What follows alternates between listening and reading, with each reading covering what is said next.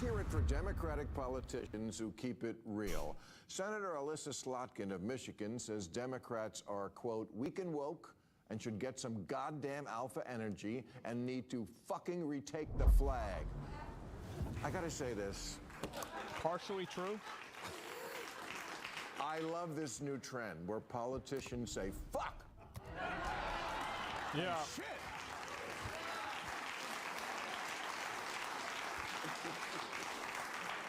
This used to never happen. Even when it did by mistake on a hot mic, it was a big scandal. But now, it's become a way for politicians to signal the public that they are not just regular mad about something, but really fucking serious. Oh, for sure. Total bullshit. An epic fuck-up. They call it a shit show. We need to unfuck our country. I say to that bullshit, Grow a fucking spine. I can't stand the bullshit. somebody slap me and wake me the fuck up.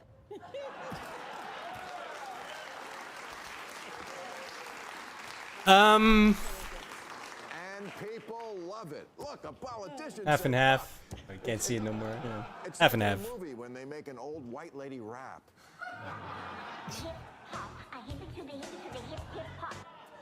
But here's the... It does seem very inauthentic when a lot of politicians say it, because a lot of them, like when Donald Trump uses profanity, it feels normal because It was on you know autoplay. he's kind of a scumbag, right? But when some of these other people do it, you know that they're just saying it to try to be relatable. But here's the thing. Senator Slotkin is a serious person. She's a former CIA agent.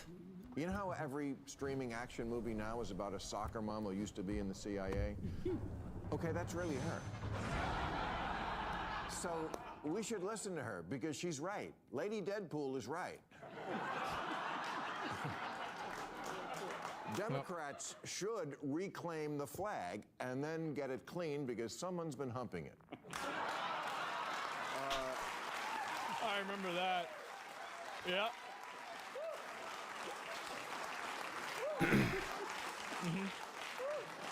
But seriously, this is a serious problem for Democrats. Less than 1 in 4 Democrats under 30 say they're proud to be an American. 54%. If you're so unhappy about it, then fucking leave. That's what I would say. What is this? Yeah, it's crazy. I don't even know how this is even a conversation. Jesus. Where's the mom? And they're embarrassed by it. Embarrassed. Like America's your mom picking you up at school. Giggity. You're embarrassed to be an American? Well, guess what? The feeling's mutual. Because you have no perspective. Is America perfect? No, of course not. No country is. Although don't get Tucker Carlson started on Ooh, Russia. driving class is always fun. But New Belgians. I see what you did there. the U.S. I can't imagine a political strategy working by saying that you hate the country that you want people to vote for you in. I just think that this is a tactical error. Strategic tactical error. is leagues ahead of the rest of the world on most of the progressive issues that are important to young people. America has 14 million women-owned businesses. 17% of black women are starting businesses, which is faster than white women or white men. Good for them. I made him more obvious. 49% of them own property. It was needed. It's crazy for people like, and this is what happens, like this is your brain on TikTok. If you start actually thinking that America hates these different types of minority groups, like we're one of the most progressive countries in the world, and it's not even remotely close. America gays buy buildings. In other places, Man, you want me to kick those dents out for you? You know all those old movies you think are cringe?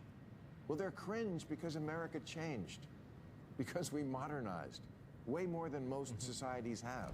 Our current Congress is the most racially and ethnically diverse ever. They're like a beautiful, useless rainbow.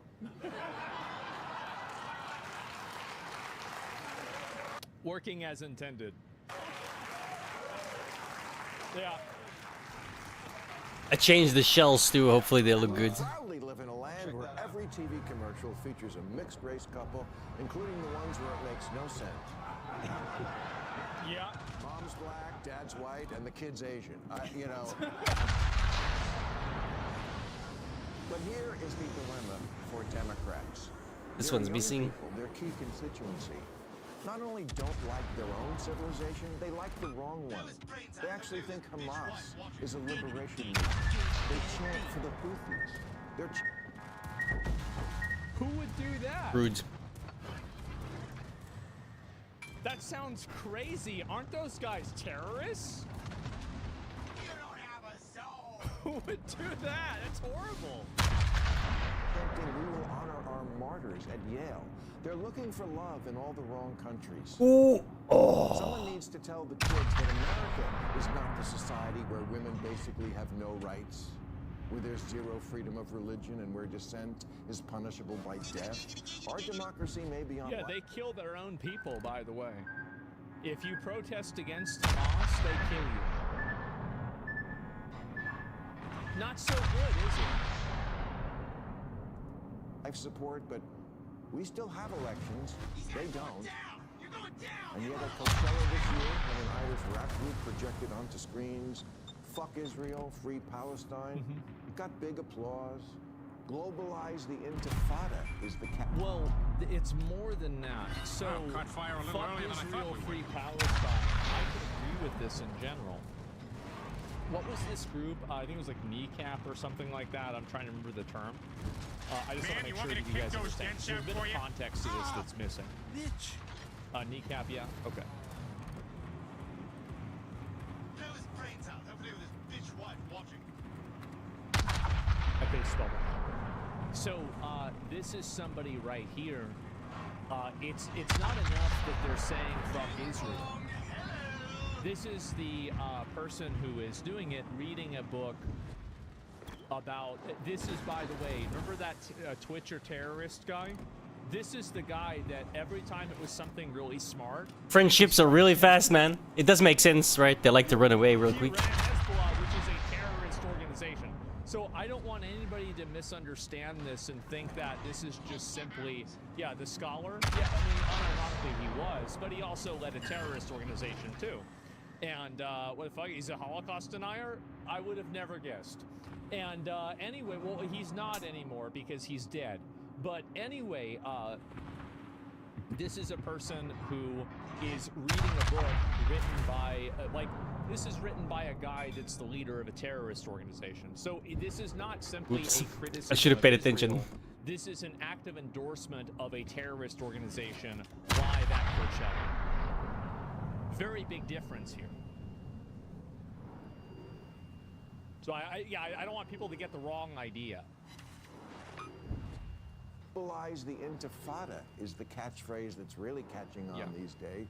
As if worldwide suicide bombing and cosplaying Islamic revolutionaries is the answer to our problems. At an AOC Bernie Sanders rally in Idaho last month, someone threw a Palestinian flag over an American flag, and the crowd erupted. Wow, look who's doing it.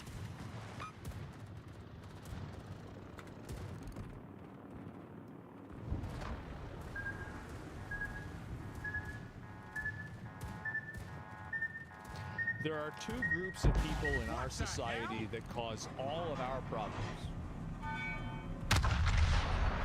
99% of our problems can be isolated down to two groups of people.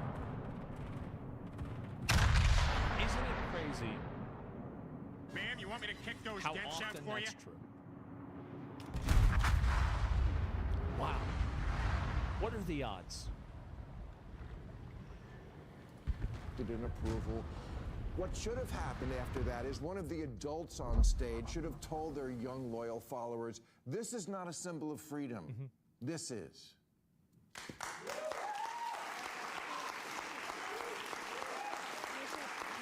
Yeah, it's really not a very good argument. Like, you're not going to get a lot of U.S. voters by flying the flag of another country. It just doesn't work.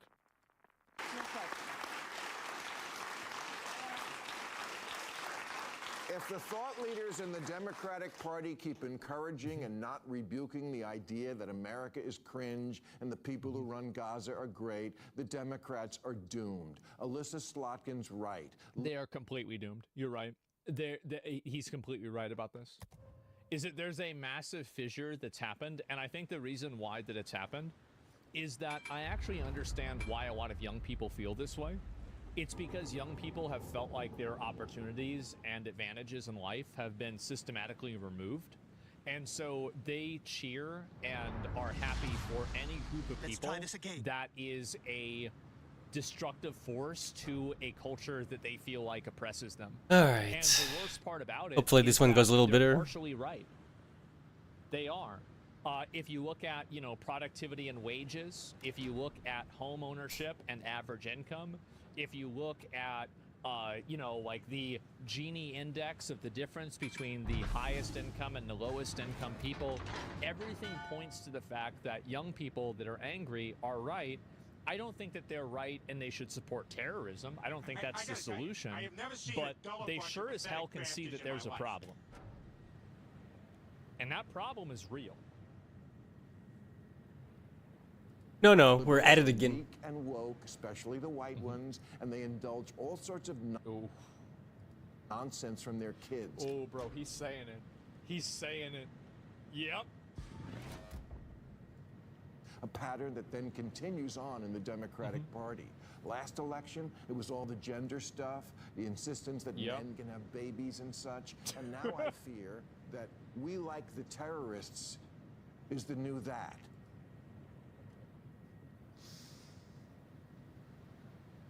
Man, I got a little bit of experience with that. Yeah, just a little bit. Liberals need to push back on the dumb ideas that come from their children. The Democrats' problem is the energy of the parties with the young and the young are with the terrorists. That's not good. So talk to your children and remind them you don't really want to live like your heroes in Hamas. All the shit you do all day, it was all made in America. I love getting detected by shit I can't Your see. Grubhub, your freedom to bid. I think if they want to go join Hamas, you know, Trump So was fun. talking about that program where we can just give At least them this guy flights out missed. there. Why don't we just fly him over there? Yeah, I've spontaneously combusted. I'll pay. Who would pay for that? I'd pay for that instantly. Finally, a good use of my tax money. Call it summer camp? I don't know about that. About America. That's Because that would imply they might come back. all American stuff. You tell Time your for a phone you little want a payback. milkshake, and a guy brings it to your house. True. Please, you It's can only $17. living it into Flotterville. Yeah.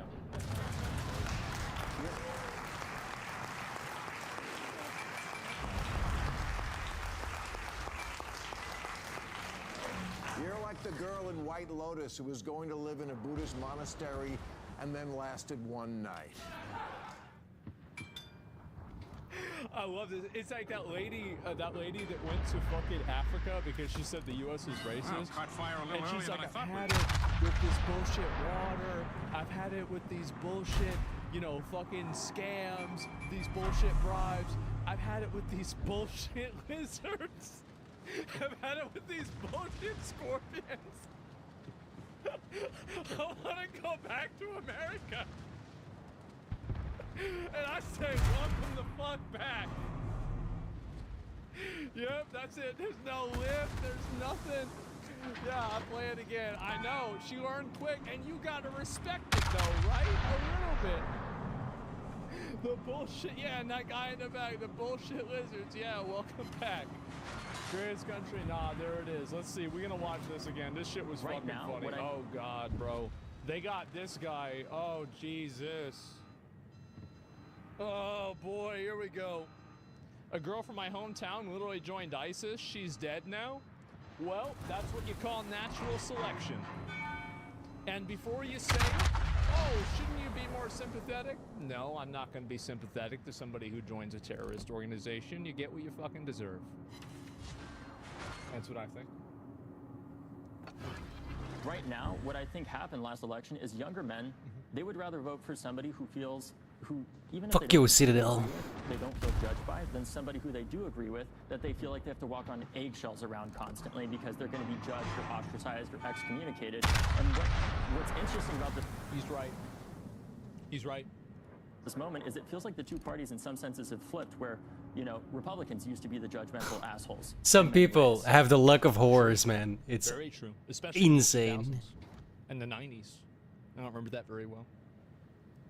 And since many Democrats, despite us, I would say for most of us coming from the right place of wanting to do the right thing, we've created a culture where we say, well, if you say the wrong thing, you're excommunicated. And that's just not how human beings work. Nobody is perfect, but ultimately what we have to do here is figure out how to bring people back in and work towards the bigger goal of advancing the future of this country and helping young people especially get by so that they're able to focus on their lives and, you know, getting with a young woman or something like that instead of how are they going to pay their rent, for example, or how are they working their 2 jobs. Young people should be able to focus on what young people should be focused on, which is how to get laid and how to go and have fun. He's right. Yeah, he's right. Yeah, he's completely fucking right about this. Now, in my opinion, I think that he had no problem laying down and playing dead while they did this, and it was popular. Now that they're not doing this, and now that it's popular to do the opposite, now he's saying and doing the opposite. However, it's important to at least acknowledge a change. Yes, exactly. He participated. Yes, he did.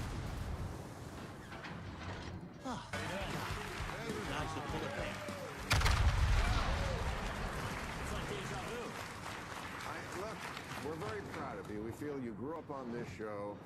How many times you been on this show? This is my 3rd time. Oh, I thought it was like 8. Okay, well, No, I'm not that old yet. you're done very well. No, you're only 25, and you're the vice chair of the Democratic National Committee.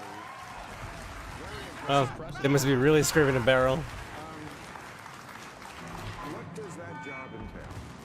So that job really helps to play a role in managing a lot of He's 100% anti-Second Amendment. There's a lot of people, like, I don't really like David Hogg in a lot of cases. The same with, like, AOC. But whenever she introduced a bill to cap credit card interest rates at 10%, I supported it.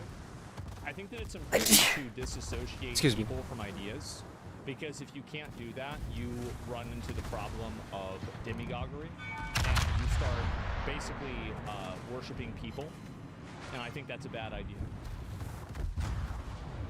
I think that, again, like there are people that you disagree with that have ideas that you do agree with. Now my nose is all itchy. Which is things like the presidential primary. It's helping to lead the campaign and waiting for the president. It's helping to manage the debate schedule and helping to support our state parties and local parties around the country. It's a volunteer role, I should add, as well. So it's entirely volunteer capacity. So nothing. Nice. I was hoping for... But why... Oh, God. Yeah, I thought that shit was funny. Let me see if there's any more parts of this in general, but yeah, let's see. Yeah, this is what I already saw before, but I did think that was kind of funny. Bro, the Warhammer 40k crossover looks really nice.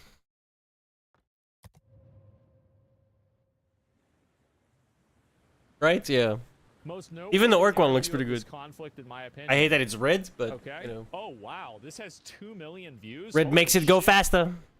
Okay, yeah, no, we'll watch this. It's an orc thing. Yeah, I didn't realize. That's literally true. Because they believe it. Yeah, I had no idea. It's a day ago. Yeah, exactly. 40k is whack. So the orcs are latent psychers, which means that subconsciously they all have psyker abilities. And if a lot of them combine, what they believe becomes true. So when they're flying a rinky-dink spaceship that's literally scrap metal pasted together, because they believe that it works, it works. And when they say red makes it go faster, because they believe that red makes it go faster, it does in fact make it go faster. Let me just start I love by asking 40K. you a very simple question. Are India and Pakistan on the brink of all-out war? I certainly hope not. Certainly India has no interest in that whatsoever. All India wanted to do was to make it very clear that people from Pakistan can't just come across the border, kill innocent civilians, who are just enjoying a tourist holiday and walk back across without having to pay a price for it. I think that's pretty fair. I do. I think that's pretty damn fair. So all India did was react in self-defense to a terrorist outrage. And India did so in an extremely careful and calibrated manner, and making sure they struck only known terrorist bases and headquarters. If they didn't strike known terrorist bases and headquarters, then why did they kill known terrorists?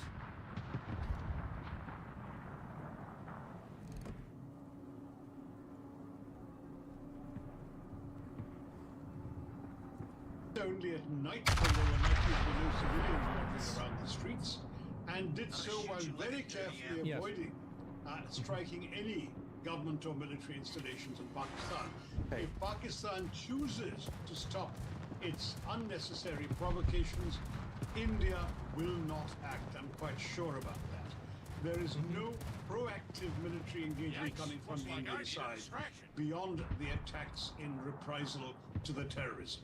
Nothing at all. Okay, Great. You raised lots of points there. Let Seems me pick pretty up reasonable. on one of them. You say India's response has been precise and restrained. Yeah. But according to the reports we've seen, children are amongst the dead in the attacks in Pakistan. Oh yeah, because they put themselves in residential areas. They're terrorists and they do this for political means. So attacking them looks bad internationally, so there's an additional cost with attacking them. That's what they're doing. They're obviously doing this. Duh. A mosque was destroyed. I mean, can we really say they've been precise and restrained? Yeah. These are extremely well-known terror bases.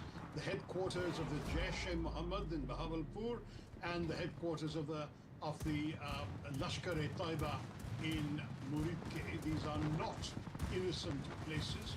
If there were sadly any civilians staying there, there were families of terrorist leaders or those training to be terrorists. I'm really sorry to say this. There's no question in my mind that India would have been very happy to merely dismantle the terrorist infrastructure rather than even take a single human life. But the fact is that these are places known and listed not just by... What's also a really good point is that, like, yeah, it's not like they're trying to kill the innocent people, whereas the terrorists do. That's their goal. The goal is killing innocent people for terrorists. The collateral damage is killing innocent people for non-terrorists. Indian Pretty big difference. Authorities, but by the international terrorist community. The agencies concerned are prescribed on the sanctions list of the United Nations Sanctions Committee. They are in no way innocent places, schools or mosques or homes. These are, unfortunately, places where terrorists are trained, financed, equipped, and dispatched to kill innocent civilians in India. That's what India is reacting to. So you're suggesting the Pakistani government sponsors these organizations. I don't know what you think the motive would be for Pakistan to do such a thing. They're also asking me every time I put this question to them, what's the evidence? What's the evidence, sir?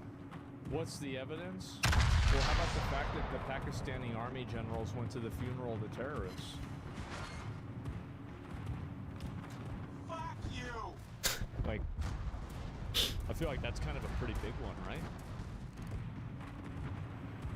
Well, as far as evidence is concerned, don't forget that Pakistan is a master of denial. They denied having anything to do with the Mumbai attacks that killed 170 people on 26/11/2008 until one of the terrorists was caught alive and the Pakistanis had to admit that he and everything he said came from them. They denied even knowing where Osama bin Laden was until he was found in a military encampment not far from a Pakistani. How convenient. Yeah, like right next to their West Point, essentially. Well, it's Pakistan, so how good... You know what I mean. There is enough circumstantial evidence and there are intelligence intercepts on the basis of which India is acting, and India has absolutely no other Yeah, just the reason to do backwards. this. Let's understand something very clearly, Tom. India is a status quo power. It wants nothing that Pakistan has. It is focused on growing its economy, improving its high technology, providing a future for its young people. It is entirely happy to be left alone by Pakistan, and it'll leave Pakistan alone. They don't give a fuck about it. Pakistan is a revisionist power. It claims territory India holds. It is a bigoted power that wishes to take over parts of India on the grounds that the people living there happen to share the same religion as the Pakistanis. Well, there are 200 million Indian Muslims who share the same religion as the Pakistanis. That's true. Do they want to take them all over? It's a preposterous approach that the Pakistanis have been adopting. They have been deploying terrorists for 30 years in pursuit of their desire to quote-unquote bleed India by 1,000 cuts and to capture the territory of Kashmir. They're not going to get it. Well, they already annexed, Pakistan already annexed part of the territory of Kashmir too. I mean, if like what I looked up earlier was accurate, it seems like it's true. For 30 years, they're going to fail for another 30.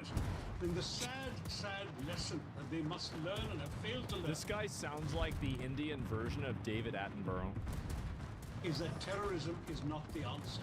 Killing innocent civilians will invite reprisals, and we are scaling up the reprisals with each outrage.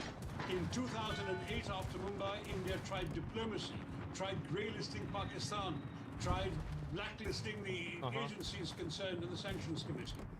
Some years later, when there was an attack in Pakistan, the Prime Minister even invited the Pakistani intelligence to join the investigation of the attack. They came and they went back to Pakistan and said, oh, the Indians did it to themselves. That was the last straw. The next terrorist attack, India sent a squad across to attack the very base from which the attack had come. Okay. The next terrorist attack... Oxford raised, probably. Terrorist attacks. The next terrorist attack, this time in another one. Kashmir, India hit 9. How much longer do the Pakistanis want to play this game? India is prepared to play. But India is much happier to be left alone. But one thing you put on Twitter, I just want to ask you about it because I was curious myself. You've praised on the application X the code name Operation Sindoor, which has been launched by India. You've said it's a brilliant name. Just tell us why it's significant and why you think it's such an appropriate name for this military operation. Sindoor is the vermilion reddish mark that women who are married put right there in the middle of their foreheads when they part their hair.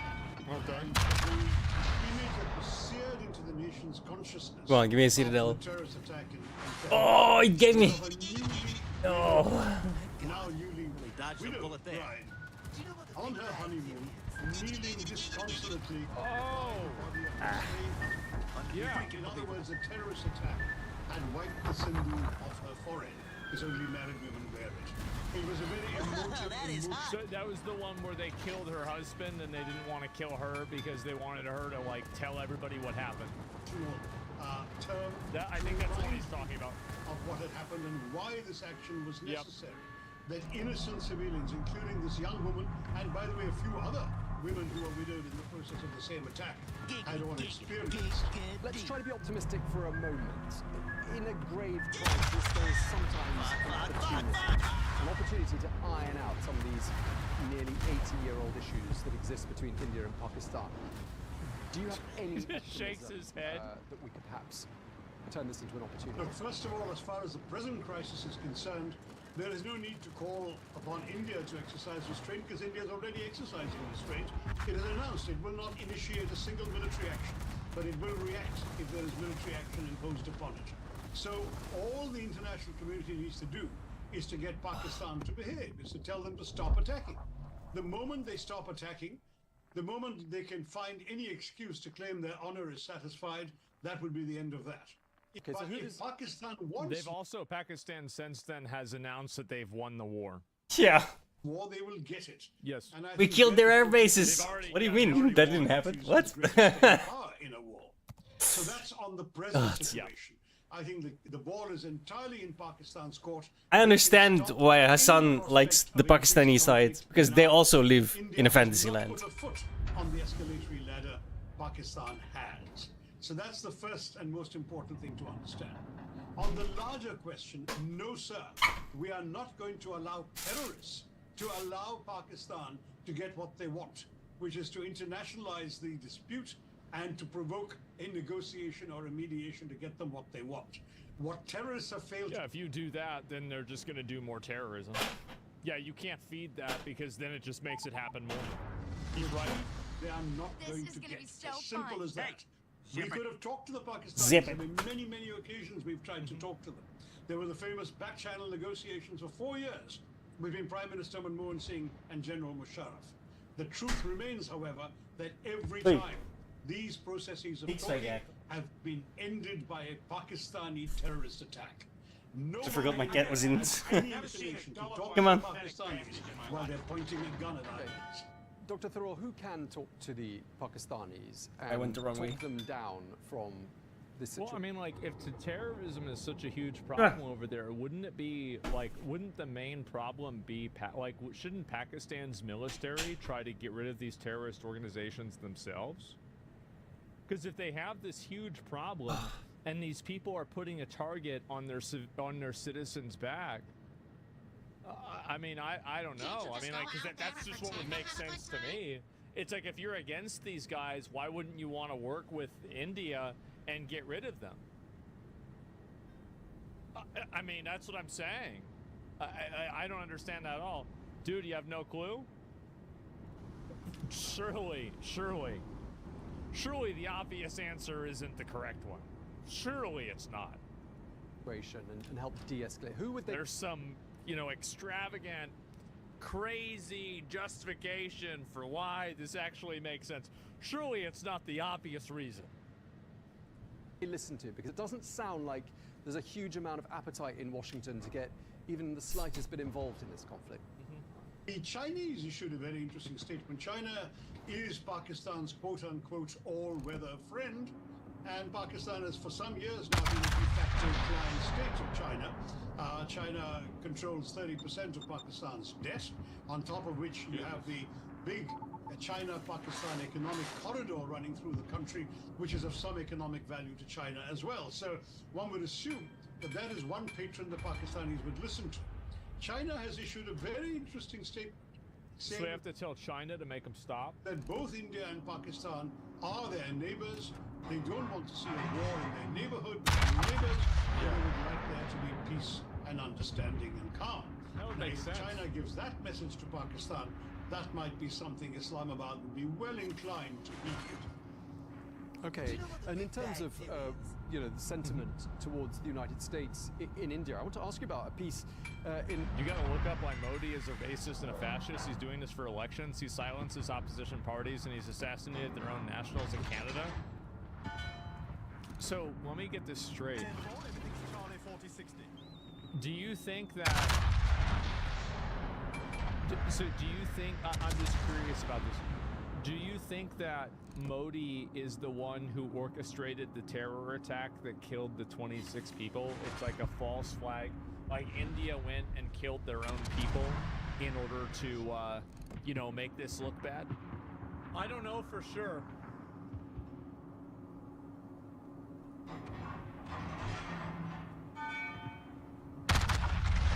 Well, if you had to guess... Like, if you had to guess, like, what do you think the probability is? Like, if you had to say, like, which side of the fence are you gonna come off on? Which one? Like, if you had to guess. I condemn the attack entirely. I'm with India on the losses of the innocent, but they blame Pakistan within the hour of the incident. You're not answering the question. You get hurt?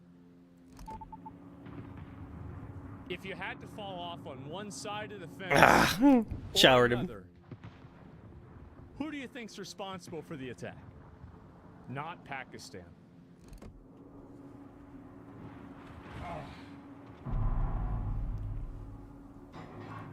Well, there it is.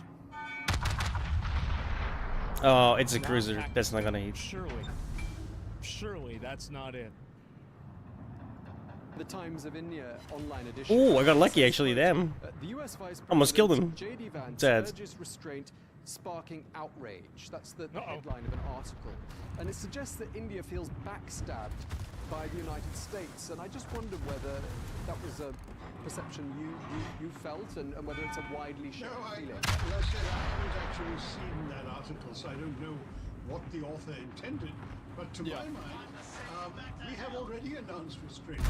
We have made it very clear that our operation was in retaliation for a terrorist outrage, and that was it. That it was, in fact, the word used in the public briefing was it was non-escalatory in nature. That India was not intending to escalate further. So you can counsel restraint all you like, you're preaching to the converted. On the other hand, tell the Pakistanis to exercise restraint, and that will be the end of that. It's Pakistan that somehow feels an obligation to somehow react further, having already initiated this problem with a terror attack. They want to continue to fire back at India. And as I say, if they do, India will have to give it back to them. We have our own self-respect. Everything about this is logical, and they haven't used a single bit of video game footage to justify the attack. We haven't seen a single bit of Ukraine or video game footage coming out of India yet. But as long as I think that's Pakistan decides that they're not anxious to have an all-out war, they will not be one. If, however, the Pakistani army, which is deeply unpopular in its own country, has decided that they actually do want to war in order to shore up their faltering and tottering image as the savior of the nation, then, of course, the Pakistani military will get what it wants. It gets what it wants in Pakistan anyway, and India is not going to lie back and take it. Come on. Up until this point, has there been any saber-rattling, nuclear saber-rattling, I should say, on either side? Well, they can't be on India's side because India has a declared, published, and long-established policy of no first use of nuclear weapons. So India would never rattle any sabers of a nuclear kind because that is the Indian policy. That's good. On the other hand, does not have such a policy and is implied that it would be willing to use nuclear weapons. So again, the ball is in Pakistan's court. Hey, you got him. On any of these grounds is completely false. You have a terrorist providing state, and you have a terrorist victim state. You have a state that has refused to abjure nuclear weapons on their first use. You have another state that has absolutely refused to use nuclear weapons first. And they have said this, by the way. Like, I've seen them say this twice. So, I mean, there is no equivalence, there is no comparison. Okay, so where do you see this heading to? What was on India's side? Yeah, I mean, I like personally, from everything that I've seen, it seems like Pakistan are liars and India are the ones that are being aggressed on. And it seems like Pakistan is sheltering and supporting terrorist groups that work in ways that the official military can't work. And I think that it's the super battleship. Explains why the military is sympathetic to them going to their funerals. No wonder it's taking so much damage. Why? Like, I mean, so of course you think, yeah, of course. I mean, I don't know. Like, and also, by the way, I have this policy. This is just something that I've learned, like, over the years, is that when somebody lies once, you shouldn't trust anything they say. And if you're already lying about, like, what you're, like planes that you're shooting down, if you're lying and putting up video game footage as, like, evidence of war, like this kind of stuff, like what is this, right? I'm gonna immediately not trust you. Like, yeah, dishonest Dave, yeah, exactly. Like, yeah, once a cheater, always a cheater, exactly. Should never trust Trump. What does Trump have to do with it? We're not talking about Trump. Who's talking about Trump? Nobody's talking about Trump. What do you mean? Your predictions, Dr. Thoreau? Well, I'd like to predict that at some point TDS, people in other capitals will tell Pakistan, you've fired enough shells, you've killed enough Indians, your honor is satisfied, lay off. And if capitals don't say that to Pakistan, and they don't say it firmly enough, and I mean particularly Beijing, then indeed all bets are off, and you might well see Pakistan being tempted to escalate for very short-term military reasons in their country. I certainly hope it doesn't come to that, because in the long term, there's no way they can gain from such a conflict. They've already earned the opprobrium of the world. as a terror-providing nation, as the hosts of Osama bin Laden, as the people who spawned the Taliban, and having as... Pakistan has never had a prime minister who completed their full term. What happened to him? No, that's bullshit. There's no way I would believe that. What? No, Pakistan has never had a prime minister who completed a full 5-year term in office since independence in 1940.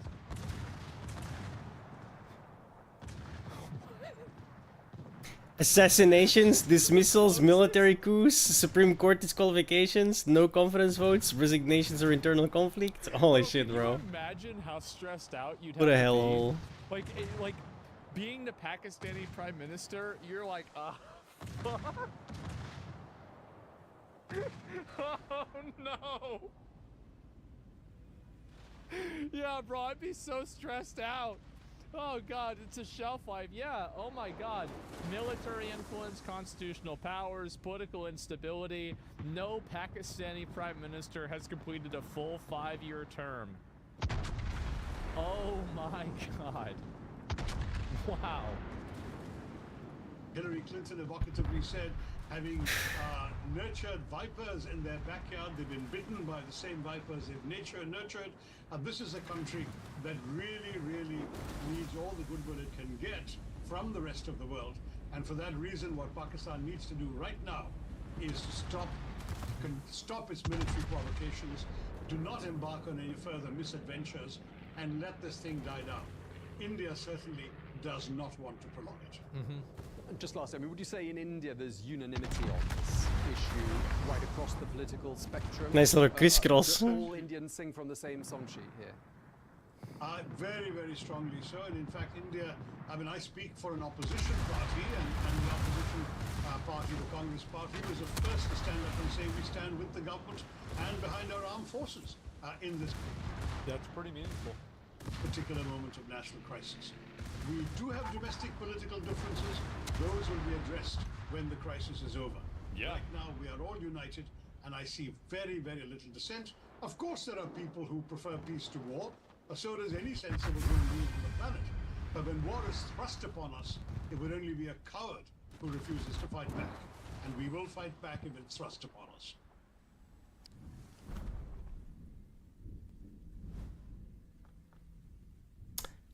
So close. Man. Nur eins. Man, that's a lot. Nur Yeah, ein? makes sense. Yes, bro, this guy is a G. Holy shit. This was an excerpt from a bigger video. I'm gonna link you guys the full video if you want to watch it. But there it is right there. Yeah, bro, like that's some fucking that's some movie dialogue. God damn. And who was the guy that that this was? Doctor, I'm gonna totally fuck this up. Sashi Theodore? I don't know how to fucking say any of these names. But yes, something like that. Dr. Sashi Theodore. That's his name. And yeah, apparently he said it fucking straight. And coolest man, yeah, coolest man alive. Yeah, I that was really good, man. That was really good. I didn't expect that at all. And a lot of more warmongers here cheering the way to nuclear annihilation. I don't think that anybody's cheering that at all. I think that there's a lot of people that they see this happening and they're like, I think the people that are creating the people that are creating the pathway to nuclear annihilation are these terrorist insurgency groups that are seemingly being allowed to exist by the Pakistani military. They're the ones that are making this happen more than anything.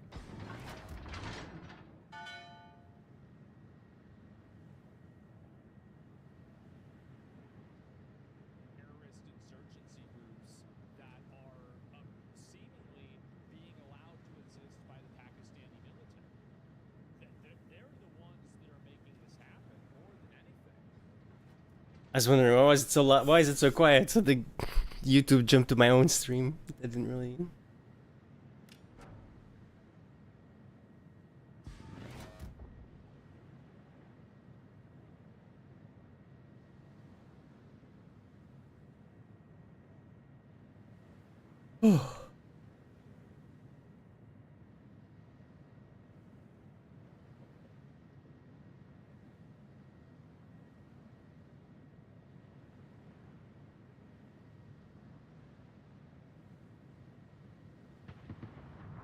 This is London, the capital of Pakistan.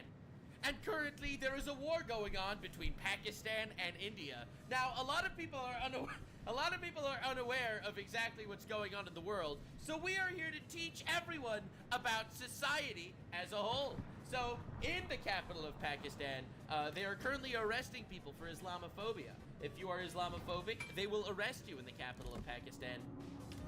Okay, chat just told me this is the capital of India. Really? I just looked it up on ChatGPT and it said that this is the most densely populated Pakistani city. Oh shit. Anyway, there's a war going on between India and Pakistan right now going on. So what I am trying to say is essentially,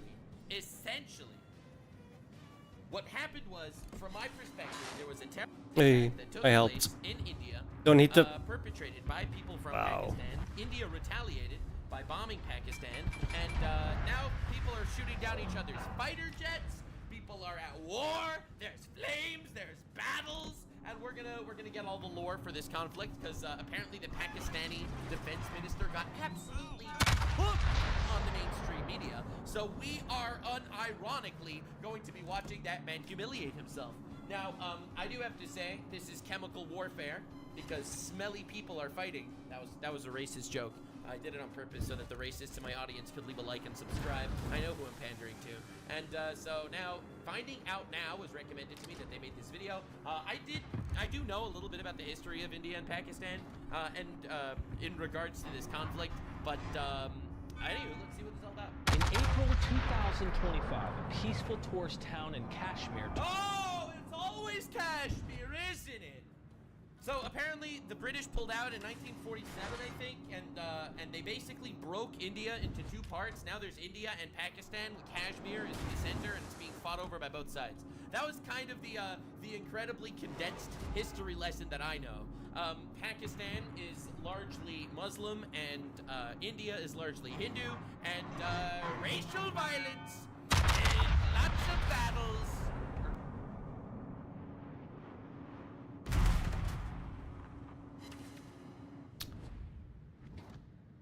Pretty sure this just happened like 2 weeks ago.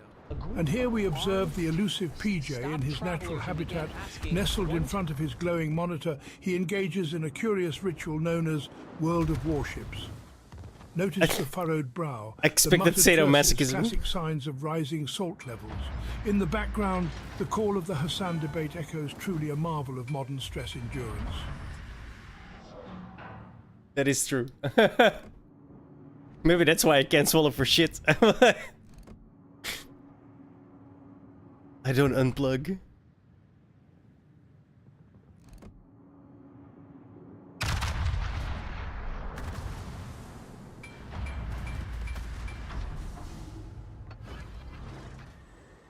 Terrifying question.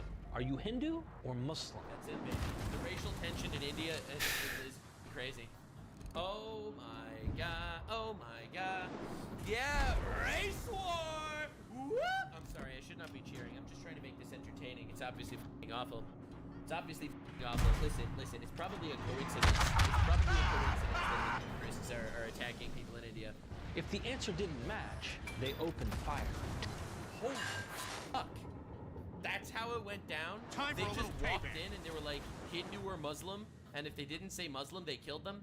Yeah. Jeepers flippin'. And if they said Muslim, they had to like recite a verse or something God. to make sure. People think America is racist. 26 innocent tourists were Savages, bro. One woman crying over her husband's body begged the attackers to shoot her too, and the terrorist laughed, telling her to go tell India's prime minister. Since that moment, India's people are furious. The army is on alert. That's fucking awful. I'm gonna totally get this video taken down for Islamophobia because somehow when you criticize terrorists for killing people for not being Muslims, that makes you Islamophobic. But anyway, I'm gonna do it anyway. Right. Yeah, the Kashmir thing, I totally understand why they fucking bombed the hell out of the terrorist fucking camps. If you are defending terrorists because they happen to love Muslims because you're afraid of Islamophobia, you are part of the problem. Man is getting nervous. And now, the big question is the next war loading in 2025? Let's go back. See how it all began. God damn.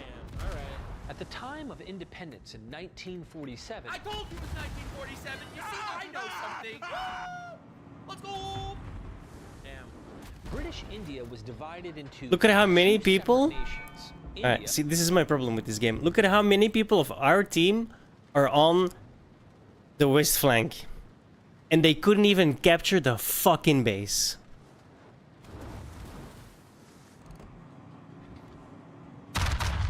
Could you be more useful?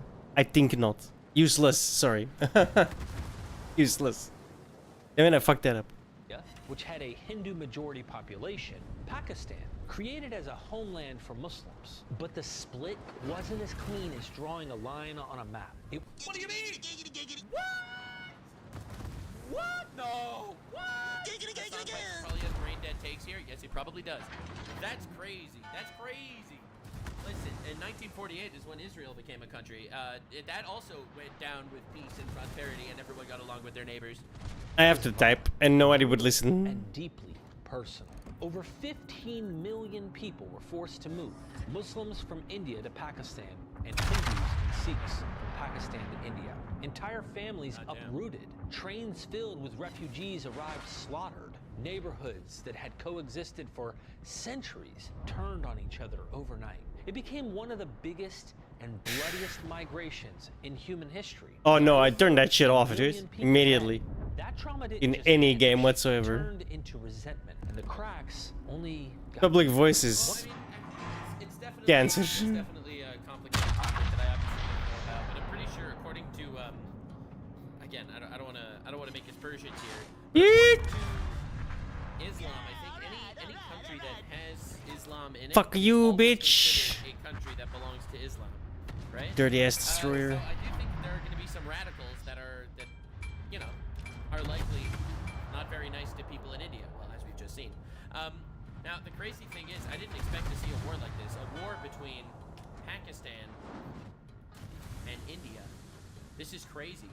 The India-Pakistan conflict, truly something no one expected to see in the modern day. Admiral. Do you support Pakistan or India? Generals on land. This truly is one of the most complex political issues of the modern era. I'm glad we have people like me to discuss this. one of the biggest cracks. But before I actually formulate an opinion, I'm going to be waiting for comic Dave Smith to do some research, and then I will have an opinion. A paradise called Kashmir. Kashmir was, and still is, one of the most breathtaking places in the world. Snow-capped peaks, peaceful lakes, lush green valleys, a literal heaven on Earth. Yup, and it's in the butt crack of two very angry nations. This'll work. But politically, it's been hell. When the British left, they gave over 560 princely states like Kashmir a choice. Join India, join Pakistan, or stay independent. The ruler of Kashmir, Maharaja Hari Singh, was a Hindu, but most of the people in Kashmir were Muslim. That's crazy! Oh no. The Maharaja wanted to stay independent, not join either India or Pakistan. But then, in October 1947, tribal militias from Pakistan, backed by its army, launched an invasion into Kashmir to force it into Pakistan. So Islam, Pakistan literally did start this. So literally, Pakistan did start the entire Kashmir situation. All right. In panic, the Maharaja turned to India for help. India agreed, but on one condition: Kashmir must officially become part of India. The Maharaja signed. Wow! India moment. That's crazy. Signed the instrument of accession, legally joining Kashmir. Islam India. spreads through peace. I had someone in my chat that say Islam spreads through peace. Listen, I really don't like the fact that every single Muslim on the planet gets labeled in with the fact that Islam absolutely does not spread through peace. It largely spreads through conquest, which is why there's a fucking sword on their flag, right? Like, let's be real. They did, realistically. In fact, most nations spread through conquest. That's kind of how it happened a very long time ago. Now, yeah, all right. Indian troops flew in to push Look at Russia. Still happens. Just like that, the first Indo-Pak War began. That war ended in 1948. with a ceasefire brokered by the United Nations. But the damage was done. Kashmir was now divided. Yikes. That's crazy. India controlled about 2/3 of the region. Pakistan controlled the rest, which it still holds today as POK, or Pakistan Occupied Kashmir, POK. The UN called for a referendum to let the people of Kashmir decide their future, but that vote never happened. And since then, Kashmir has remained the bone of contention in every major conflict between the two nations. India and Pakistan have fought 4 wars in total. Holy shit. Dude, this is literally like every 10 years or so. Like, oh my god. See, obviously I know the history of Israel much better, but this is crazy. They fought 4 wars over the last 70 years? 1947 to 48, the first war, right after partition over Kashmir. 1965, another full-scale war, again over Kashmir. 1971, the most devastating war, but this time not about Kashmir. It was about East Pakistan, where India supported the independence movement that eventually created Bangladesh. 1999, Kargil War. Pakistani soldiers and militants disguised as locals infiltrated Indian territory. No. Using good Fuck it. words. The Kargil region, India launched a massive counterattack. Okay, I'm gonna replay that one more time to translate it for people that maybe didn't pick that up. Pakistani soldiers and so Pakistani soldiers. Militants. What are militants? What are militants? Disguised as locals. What is a militant disguised as a local? What does that mean? What is a militant disguised as a local? Those are terrorists, right? Am I just retarded, or are those terrorists? Infiltrated Indian territory in the Kargil region, India launched a massive counterattack operation and pushed them back. In each of these wars, India emerged stronger militarily. But the cycle of hatred and mistrust never broke. And when war didn't work, Pakistan tried something else. By the early 2000s, a new kind of war had begun. Shadow war. Terrorism became the weapon of choice. You ever do that? This is crazy, my Chevy man. to the That's levee, but the insane. levee was Holy black. shit. The weapon of choice, bro. Hey, wars, baby! Wars! Instead of soldiers crossing the borders with tanks, militants crossed quietly with backpacks, guns, and suicide. So, fuck. It's crazy how this playbook became so universal in specific instances. Vests. Attacks on civilians became a tool to destabilize India. I have never seen a duller bunch That's of pathetic fucking bastards awful, in my bro. life. That's horrible. Wait, and let me Can't you guess. just go let me out guess. there and pretend to Hassan have a good supports, time? Hassan supports Pakistan. Interesting. Especially in Kashmir. One of the most horrific examples, Mumbai, 26/11. On the night of November 26, 2008, 10 terrorists from Pakistan arrived by boat on the shores of Mumbai, armed with AK-47s, grenades, and explosives. They split. I remember into that teams. one. It's so wild. They all have the same weapons. It's like all the Islamist terrorist groups seem to have Russian weapons. Like, how does that work? I'm pretty sure Pakistan also has Chinese planes. It's kind of wild. And launched simultaneous attacks across the city. The Taj Mahal Hotel, the Oberoi Trident Hotel, Cafe Leopold, a Jewish community center. Probably a coincidence, right, Hassan? Right, Hassan? Probably a coincidence. Dude, what are we even doing here, man? I remember that. That's why that sounded familiar. I remember this attack. Shivaji train station. Same. For nearly 60 hours, Mumbai turned into a war zone. More than 170 people died, including American, Israeli, and British citizens. Over 300 were injured. The only surviving attacker, Ajmal Kasab, was captured alive.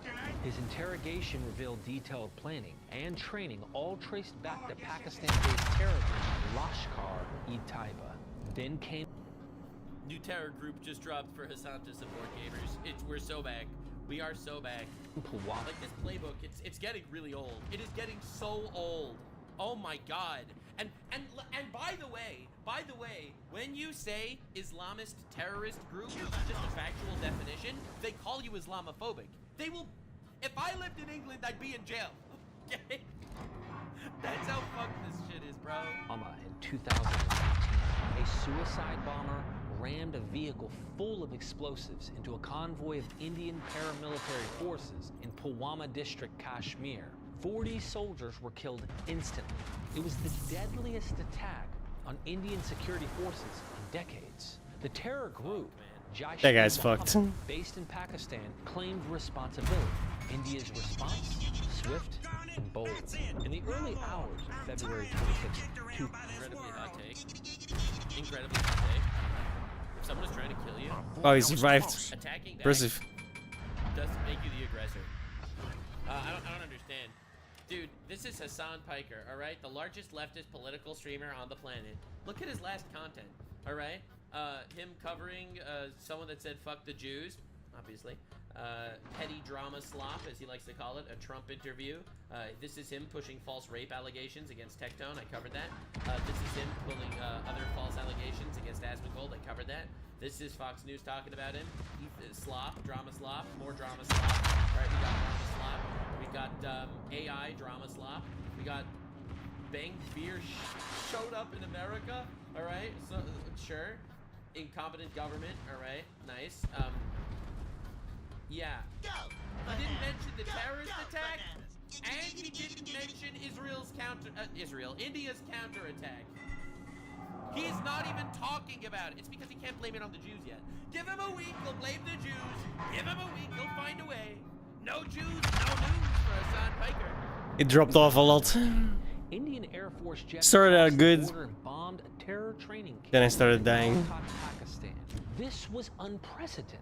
The first airstrike on Pakistani soil since 1971. I'm very close to getting the tier 10 Yamato though on this one. Leading to a short but I want intense it. dogfight. One Indian pilot, Inhanandan Varthaman, was captured but returned 2 days later as a peace prisoner. The world watched That's nervously. nice, I guess. Two nuclear-armed nations. Right, that's the other reason why this is so scary. That's the other reason why this is so scary.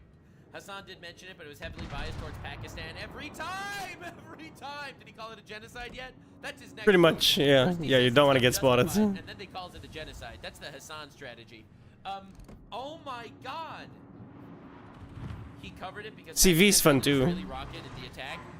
I suck at it though. Obviously, India buys a lot of I'm not really sure how to avoid the flak like yet. one of Israel's And the biggest, flak's what really fucks you. biggest weapons they sell weapons to them because Israel weapons technology is really advanced.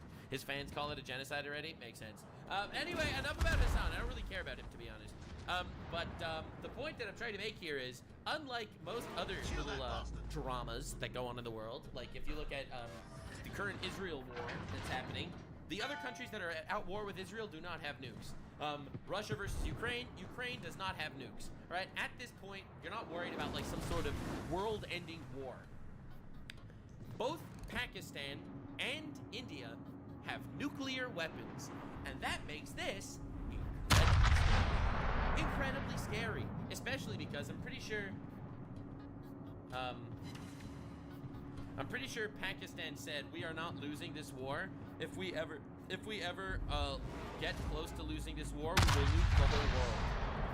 I'm pretty sure Pakistan said something like that, but I don't want to confirm that without actually seeing it.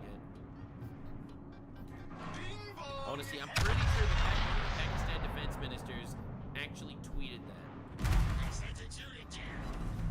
Fuck, I'll never find this tweet. I found it a while ago. I'm not getting these needs, dude. This came out a couple of days ago. I'll never find it. All right, if I find it, I'll let you know.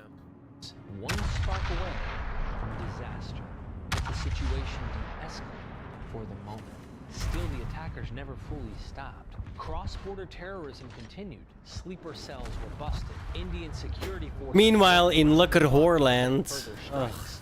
But everything changed on April 22nd, 2025, with a horrifying incident in Pahalgam, Kashmir.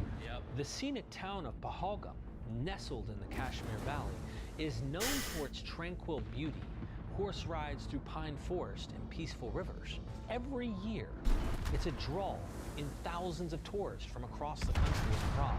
But that day became a killing field. Fuck. That's crazy. That's insane. It's so sad. And like, and here's the thing. The thing is, you can't let this happen to you. If you're a country and people are doing this to you consistently, you have to fucking fight back, or you're basically getting them to keep doing it. Like, if you don't fight back, how on earth are you gonna prevent them from doing this shit? It's the same as what happened with America and the Houthis. Houthi terrorists from Yemen were bombing American ships, so Trump said, you know what, fuck you guys, bombed them back, and you know what, they surrendered. They're stopping to bomb American ships now. Wow, that's all it took. You can't... Pretty sure that Bismarck got me, actually. ...get away with this shit, because they'll just keep doing it again. And ultimately, if you're a country, your duty is to your citizens. I am sorry that there will be collateral damage on the other side. That's very sad and unfortunate. But if I don't do anything, all the collateral damage that would have happened is just going to happen to my people instead. It's crazy, man. It's so sad. And here's the tweet that I was talking about. Well, this isn't the tweet. This is one of them.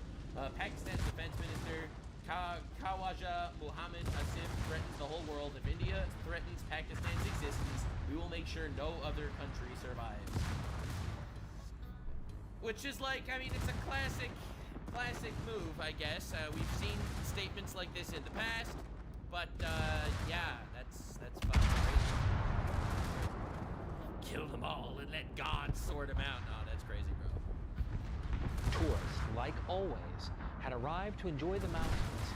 Vehicles can't go deep into the region, so most visitors hop on horseback, local guides to explore. Among them was a woman from central India, accompanied by her husband. Their horse guide chatted with them, but something about him was off. He wasn't just asking. By the way, this video is insanely well done. I'm just saying, I never even heard of this Finding Out Now guy. Great title. But this guy's great. Friendly touristy questions. He started probing. Where are you from? Have you read the Quran? Are you Hindu or Muslim? I'm pretty sure, according to the Quran, I could be wrong, but according to the Quran, isn't apostasy, like, doesn't that get a death penalty if you refuse to convert? Is that a death penalty, or do you only, like, pay higher taxes and stuff? I don't know. Obviously, this is only enforced by, like, real extremists. No, apostasy, when you break away from the religion, that's death. If you're already Christian or whatever, you have to pay higher taxes. Panic surged through her veins. She discreetly messaged India's intelligence tip line, a hotline most tourists wouldn't even know about. But before the agency could act, it was already too late. Around 6 to 7 armed men dressed like locals suddenly appeared out of nowhere. Not military uniforms, civilian clothes. Yeah, it's fucking awful. These are real terrorists. These are real fucking terrorists. Bro, oh my god. Fuck.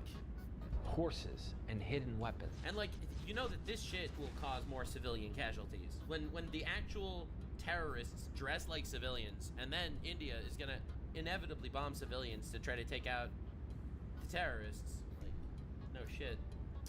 So fucking sad, man. But what they carried wasn't small arms.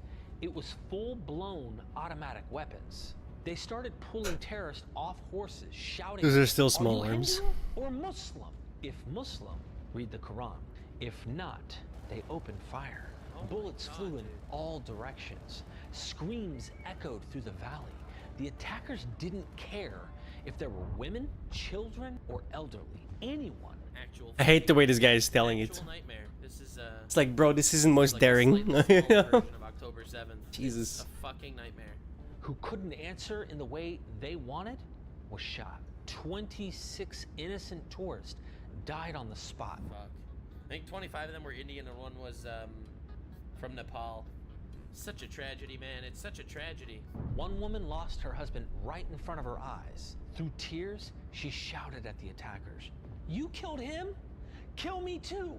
But the response was chilling. One of the terrorists sneered and said, "No, go tell your prime minister what happened." And then he laughed, a laugh that still rings in the ears of many Indian who heard her testimony. The country erupted in grief, and then But what will this? But this will cause so much Islamophobia. Someone in England's got to arrest these. That was a joke. Fury. Maybe in bad taste, but it was comedy nonetheless. Across social media, protests, news channels, there was only one question. Can we kill this guy today? How long will we tolerate this? Fuck. It really does kind of feel like it's inevitable at this point. Like for something to happen. Like if it keeps escalating like this. God, it's so sad. It's so sad. Fuck. And I feel so bad for like the Pakistani civilians that are gonna have to deal with this shit because of radical extremists. Nice. But I feel worse for the people in India. Go escape for that repair bill. This wasn't just a terror attack. This was psychological warfare. A brutal reminder that terrorism in Kashmir isn't gone. It's just evolved. And once again, all eyes Mostly peaceful terrorism. turn toward Pakistan. Because here's the truth. Attacks like these aren't random. They don't come out of nowhere. Obviously. These are trained. You know how much training and support and planning goes into these attacks? Like, when the October 7th attack happened in Israel, the IDF ended up finding like incredibly complex battle plans and strategies of how the Hamas terrorists were going to go in and murder the most people. Like, Hamas had people on the inside that told them exactly which houses were owned by Jews and which houses were owned by Arabs, so they could specifically attack the Jewish houses. Like, these take a unbelievable amount of planning. It's fucking awful, man. Trained operatives. I'm stuck in a yawn rut, man. Holy shit. Not by rogue street gangs, but by Yawn organized loop. networks, many of which have found safe havens across the border. India's intelligence agencies began tracing the attackers' origins. Early reports suggested ties to a radicalized splinter group operating out of Pakistan-administered Kashmir. The government didn't realize all the details, but what came out was enough. And India's response? It wasn't immediate missiles or strikes. It was something smarter. Oh shit, wait, what? Enter the water war. Wait, I didn't even know about this. Let's rewind to the 1960s for a moment. India and Pakistan signed the Indus Waters Treaty, brokered by the World Bank. Under it, Pakistan would get unrestricted access to the Indus, Jhelum, and Chenab rivers. India would control the Ravi, Beas, and Sutlej. This was meant to prevent disputes over water, a resource both countries rely on heavily. But post-Pahalgam, India began reviewing the Like treaty, literally every and other in a country in the bold world. but Yeah, I got it. silent It's move, fucking India water. started diverting excess water that traditionally flowed into Pakistan, not cutting. Oh my God, this is brutal. Is this World War III? Are we starting World War III? Israel at war, Russia, Ukraine at war, India, Pakistan, shit's heating up. Like, is this just World War III? Off water, but minimizing the outflow legally within treaty terms. It was a message. You keep sending terror, we'll stop sending rivers. God damn, that's crazy. In agriculture, We are going to stink up your entire water supply. Unleash the poo missiles. No, I'm sorry, that was a racist joke, but I had to do it. Definitely subscribe for more racist comment. All right, I'm sorry. In Pakistan, where 70% of the water comes from these rivers, this hit hard. The government issued press releases, held emergency meetings, and called it a violation. But legally, Dude, every time, man. Every time they do a terrorist attack, they retaliate. This is a violation! And it's the strategy. I'll tell you why this is such a powerful strategy. Because how on earth are you going to... Like, no one takes accountability for their own terrorists, obviously. They say, it wasn't us!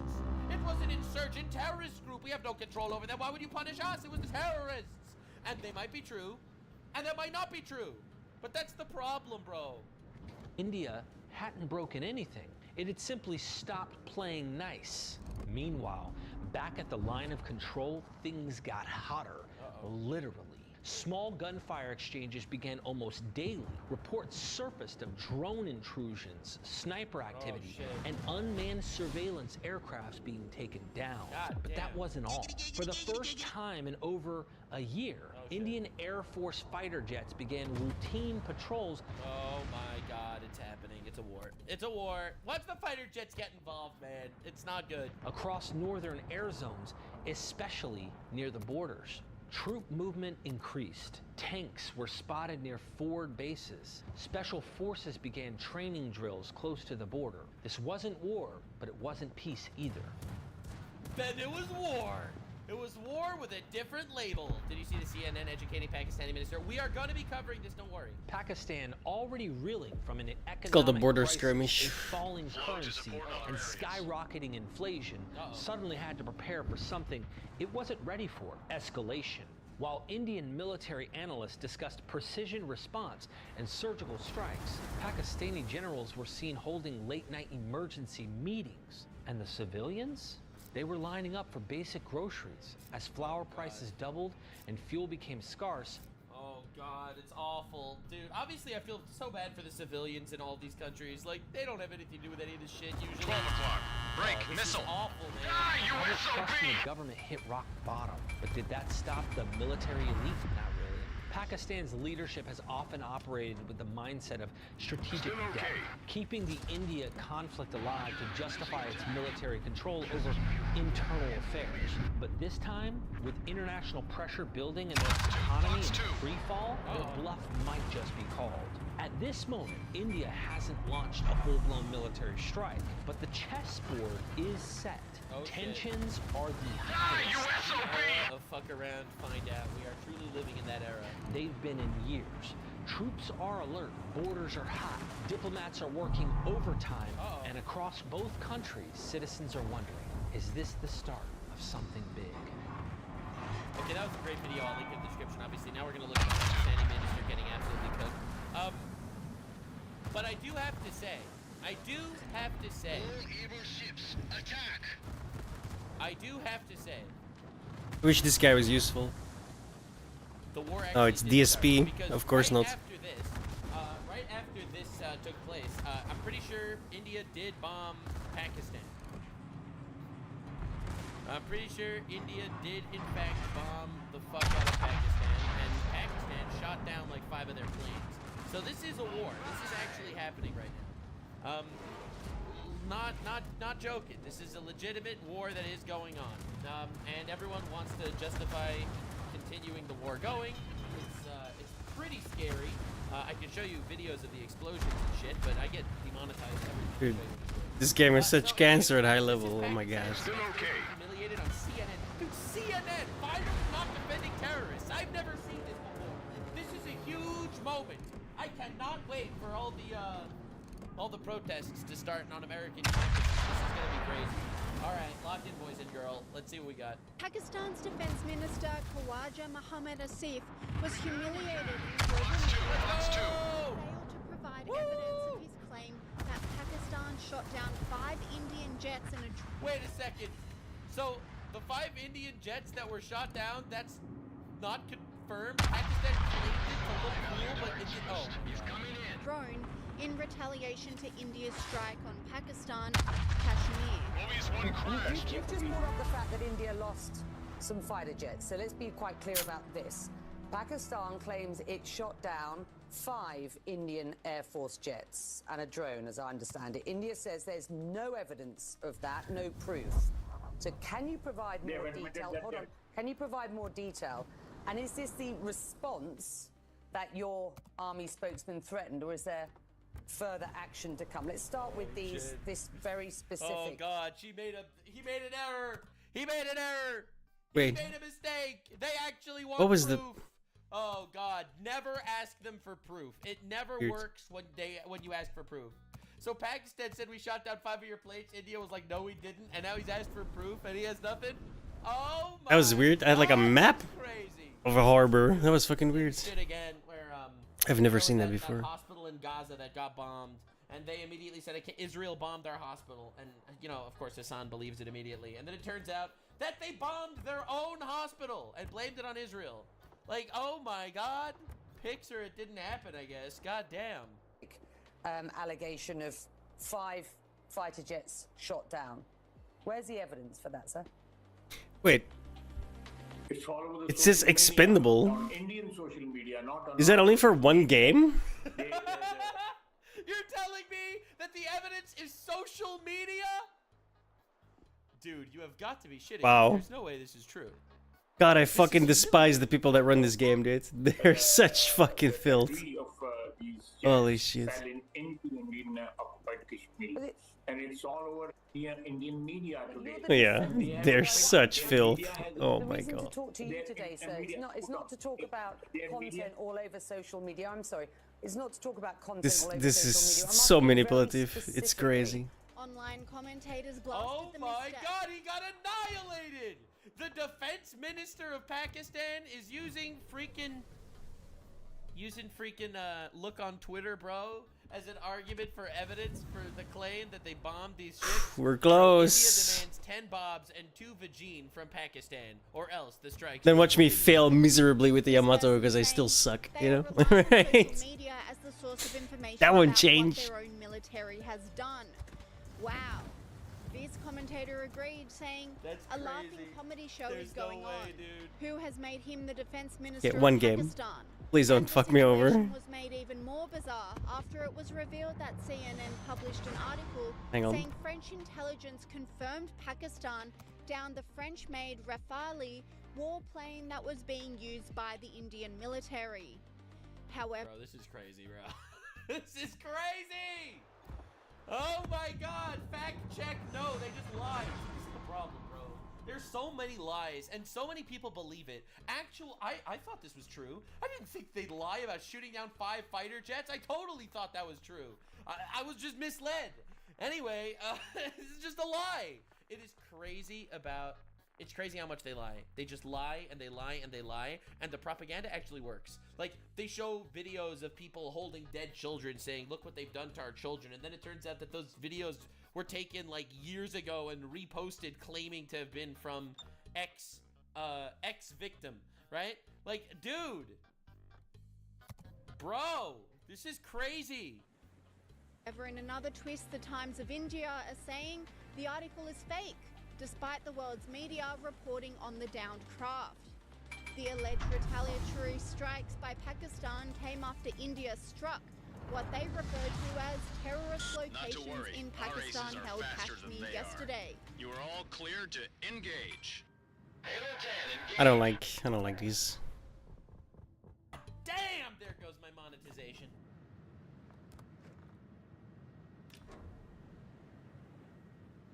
And the intensification of this conflict is making the world very nervous because both nations have nuclear weapons. Yeah, that's exactly what everyone's Let's try this one. scared about. That's what everyone's scared about. This war never would have happened if Trump was president, God damn it. Says Ambassador Patrick Bet-David. Why don't you tell me the Islamic Kalima? They don't have it. Boom, kill them. Now, why does this matter? Because when you think about the top countries in the world with the most nuclear arsenal, you know where Pakistan and India are? Neck and neck. 1/6 place, which is India with 172. The other is 170. And by the way, do you know how a Pakistani official just responded to Al Jazeera named Faisal Kundi? You know what he said about nuclear weapons? Yeah, Al Jazeera is a Qatar propaganda organization, basically. Listen to this. Our nuclear bombs are not meant to be displayed in museums. We will use them if attacked by India. All is fair in love and... Bro, and you have actual retards on the left criticizing Trump for saying he doesn't want Iran to get nuclear weapons. Are you all insane? Oh my god, are you all crazy, bro? You want Iran, the sponsor of terrorism, to get nuclear weapons? This is the shit that they pull? In war. He said this on April 30th. Today's the attack by India. This could escalate like this. The reason why this is happening, a lot of people are talking about going back to, hey, when you think about, is this like a World War III possibility? Because we can't have those two guys go at it. Or is this more like Cold War, what happened where Russia was communism and they were behind all the Korean War, Vietnam War, all the, you know, even some of the war that was happening with the Iran-Contra, they're behind of it? Or is this more like, in this situation, China's behind everything because they're instigating Pakistan? Is US all of a sudden going to get involved with this? Russia's kind of involved because they got a very good relationship with India. 60% of the military equipment that India uses They bought from Russia, and 40% of the oil that Russia sells, India is the customer. So there's a very interesting dynamic going on here. CNN. Yikes. Well, in regards to if America is getting involved, I feel like it's important to mention this clip specifically. President DJ Vance said this. Well, look, we're concerned about any time nuclear powers collide and have a major conflict. What we've said, what Secretary Rubio said, and certainly the president has said, is we want this thing to de-escalate as quickly as possible. We can't control these countries, though. Fundamentally, India has its gripes with Pakistan. Pakistan has responded to India.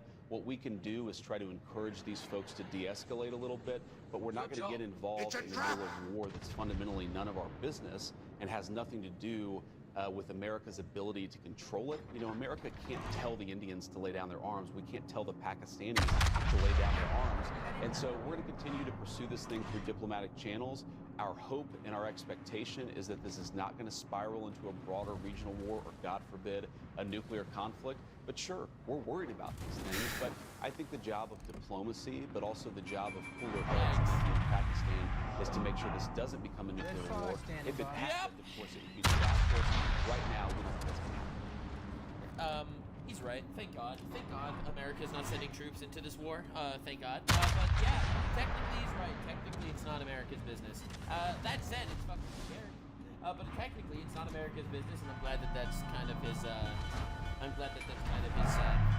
his mentality. After he killed the last pope, I understand that. That was a joke. That was a joke. Reporter Nick Robertson agrees, explaining Pakistan's government are not letting this go.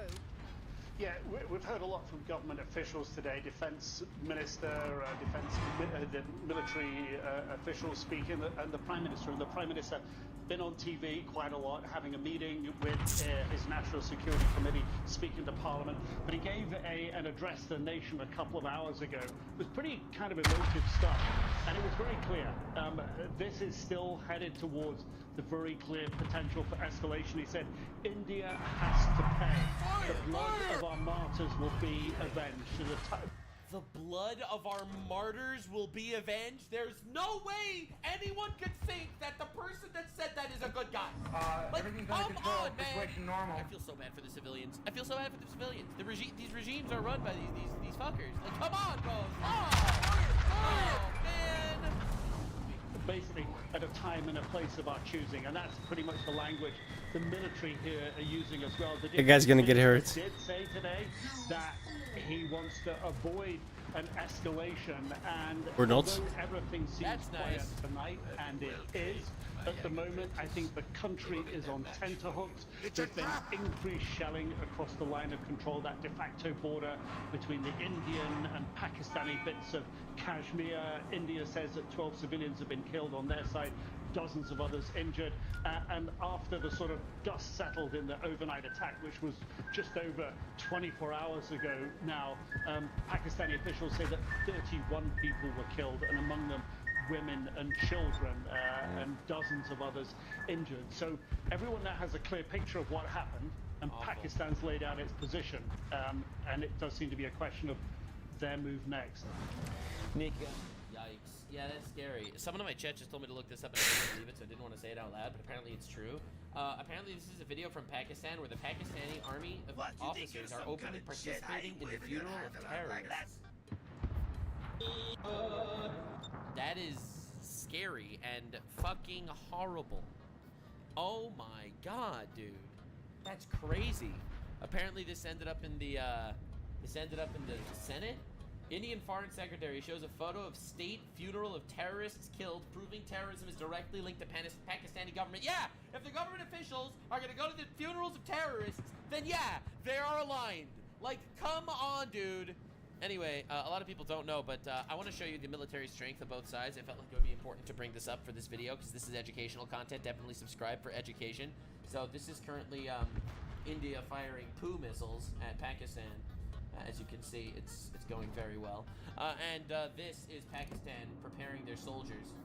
This is Pakistan preparing for soldiers right now in regards to their attack against India. So, they're all lined up in their boxer shorts, and one dude is grabbing their nuts. I'm sorry, I had to end on a high note. We're a content. We make our content's loved. Everyone likes our content. Okay, I thought it was important. Thank you so much for being here. Hope you enjoyed. Hassan will be like, it's only there's no evidence. There's no hard evidence that terrorists are could be dealing worse. with the government. There's no evidence. You're just Could have missed everything. Islamophobic, racist dirtbag or something. So definitely subscribe for future insane shit, and I'll see you in the next one, gamers. Stay weird, fam. Like, subscribe, and this video was streamed live on kick.com/Nuxenor. See you there. Stay weird, fam.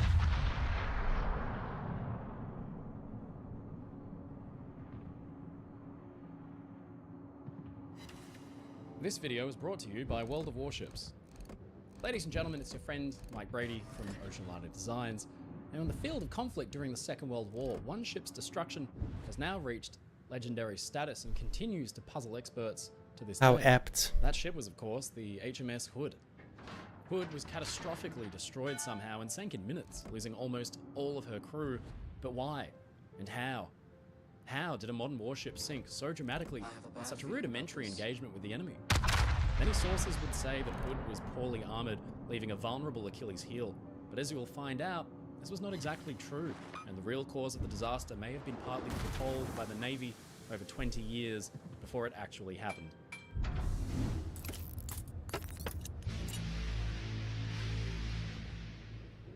It's May 1941, and the mighty battlecruiser HMS Hood is steaming through a dreary, cold sea alongside the newly commissioned battleship Prince of Wales. They are on a special mission to intercept and engage a powerful enemy force which threatens to break out into the Atlantic and hunt down crucial Allied merchant ships, which are providing a lifeline to the British people. 2 German warships have been spotted on May 23rd in the Denmark Strait between Iceland and Greenland, so Hood and Prince of Wales set off in pursuit. Now all eyes on Hood's bridge were glued to the horizon, keeping lookout for the enemy. Then, 5:37 AM on the 24th, there came a call. 2 ships had been spotted in the distance. Slowly, their ghostly presence came into focus and recognition. They were German. One was the heavy cruiser Prinz The Eugen, Germans. and the other, the battleship Bismarck. Marvin's favorite ship ship. had a lot of myth and hyperbole attached to it, so here are the facts. The ship, along with its sister, Tirpitz, was the most powerful German warship afloat. All warships are built with very specific roles and purposes in mind, guided by their Navy's doctrine and the expected theatre of operations. Good as new. Bismarck and Tirpitz were designed and built to engage and sink enemy warships in relatively close-range engagements in the North Sea. These were Germany's home waters, and the designers specifically had the fast, French Richelieu-class battleships in mind as an adversary. Bismarck and Tirpitz would need to engage enemy battleships and receive multiple hits and keep going. A whole 40% of Bismarck's combat wave was dedicated to protecting the warship from enemy fire, which is a huge number, comparatively speaking, to other warships from the time. They were built to be fast, with a top speed of 30 knots, ideal for engaging the enemy and slipping away if necessary. Curiously though, although Bismarck was designed to go toe-to-toe with enemy battleships, its guns were... I was hoping to get another salvo off, but I guess not. 380mm or 15-inch main guns, which fired a fairly lightweight armor-piercing round. In a full broadside, Bismarck could send 14,112 pounds, or 6,400 kilograms of projectiles at the enemy. But by contrast, some World War I era battleships could send up to 16,800 pounds downrange. And contrary to popular belief, in the Second World War, 51 battleships could fire a broadside heavier than that of Bismarck. But with the outbreak of the Second World War, the Bismarck's intended use changed because the Kriegsmarine changed its battle plan. Germany had rushed to rearm in the lead up to World War II, building as many tanks, aircraft and warships as they could. But Britain's navy was the largest in the world at the time. By September 1939, in European waters where Germany could field 3 battleships, the Royal Navy could respond with 9. Germany's Kriegsmarine had 7 cruisers, but the Royal Navy had 35, and the number of destroyers was an even more dramatic contrast. Germany had 22, but the British had 95. Germany's leadership knew that they couldn't compete with the Royal Navy in the same way that they had during the First World War, so they shifted their tactics. Instead of engaging British capital ships toe-to-toe, the Kriegsmarine would leverage terrible its warships torpedoes and as powerful well. submarine fleet to hunt the greatest prize of all, British merchant shipping. the lifeblood of the island nation during wartime. If Kriegsmarine could sink enough merchant ship convoys, then Britain might starve. Bismarck and Tirpitz were assigned new roles. They would not seek out British battleships for a fight. Instead, they would use their speed to slip out into the Atlantic Ocean. Of course, we're gonna lose it. Cargo ships. I should have stayed in the game. It was a role for which the Bismarck was not originally intended, but for which she was still very well suited. Other German battleships operated in the same way. In January 1941, the sister ships Gneisenau and Scharnhorst slipped out into the North Atlantic Ocean and hunted merchant shipping as a pair. In 2 months, they sank or captured 22 Allied merchant ships. Bismarck was still being completed and tested then, but by May 1941, she was ready. Here we see the magnificent PJ returning to the waters of World of Warships nature's most punishing ecosystem. Watch closely as he willingly subjects himself to defeat after defeat fueled not by hope, but by a rare evolutionary trait, digital masochism. Some say he enjoys it, others know he simply cannot stop. Bit of both, I guess. Bit of both. Oh. Oh. Oh my god, sorry.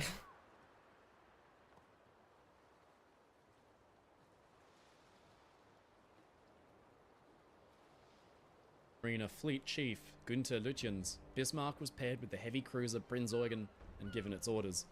The ships would sneak out from Gotenhafen, now it's one of the more and steam high over the British Isles and Iceland to avoid detection. Functional ones, then, right? free in the North Atlantic Ocean, the warships could mercilessly hunt That's down right, Allied shipping installed to their new heart's ports. content. It was called Operation Rheinübung. On May 19th, 1941, Bismarck made steam and set off on her mission. Not surprisingly, the British weren't so keen on learning from passing Swedish ships and their crews that Bismarck and Prinz Eugen were leaving the protection of their home ports for the open ocean, because it could mean only one thing, that another merchant raid was underway and their ships were in danger. They had to be stopped in their tracks. British and Allied lives depended on it. There are only a couple of likely routes that the Germans could use. The English Channel was the most direct way out into the Atlantic, but it's far too narrow and was patrolled constantly by British aircraft and warships. To the British, the most likely route seemed up north in the Denmark Strait between Iceland and Greenland. To that spot, they directed the British cruisers Norfolk and Suffolk, while further south, a powerful force of 2 capital ships and 6 destroyers would patrol off Iceland to catch the German ships if they were detected. The British capital ships were 2 of the most powerful afloat in European waters. They were the brand new HMS Prince of Wales and the older HMS Hood. I mentioned that Bismarck was designed with a specific purpose in mind, and so too was Hood. Prince of Wales, like Bismarck, was a battleship, designed to slog it out with enemy warships and keep on sailing, but Hood was different. She was officially designated not as a battleship, but as a battle cruiser, a class of ship whose origins stem from the First World War, and which was designed to serve a completely different role to that of the battleship. Instead of slogging it out with the enemy battleships like a prize boxer, Hood and the other battle cruisers like her were designed for speed, aiming to chase enemy fleets and nip at them with their powerful battleship caliber guns. The point was to have a ship as powerful as a battleship, but with the speed of a cruiser, hence the name, battle cruiser. But Hood was a huge ship for its day. As built, she displaced some 41,000 odd tons and was 860 feet or 262 meters in length. How do you get so big a warship to operate at speeds up to 32 knots? Well, one way to do this is to lengthen the hull. Typically, battle cruisers were longer than battleships because a longer hull form reduces drag through the water and lends itself to a higher top speed. I'm waiting for the mission to end. The I should have stayed in it. Hitting higher speeds is to simply reduce the weight of the ship. Force the habit to leave. Battle cruisers weren't expected to slog it out with enemy battleships, so armor protection could be shaved here and there to save on weight. Now, some myths exist around this today. Contrary to modern popular history, battle cruisers weren't unarmored at all. They were still some of the most well-protected warships afloat. For instance, the formidable dreadnought battleship Queen Elizabeth featured belt waterline armor on her sides that was 13 inches or 330 millimeters thick, while Hood's waterline belt armor was 12 inches or 304 millimeters thick, angled outwards to increase its relative thickness. In fact, 31% of Hood's total mass was dedicated to armor protection, as opposed to Queen Elizabeth's 29%. Hood's deck armor plating has come under scrutiny after her loss, but the fact is that key lessons had been learned following the First World War, and her design had been changed to reflect this. At the Battle of Jutland on May 31st, 1916, three British battle cruisers famously catastrophically sank after receiving direct hits from German guns.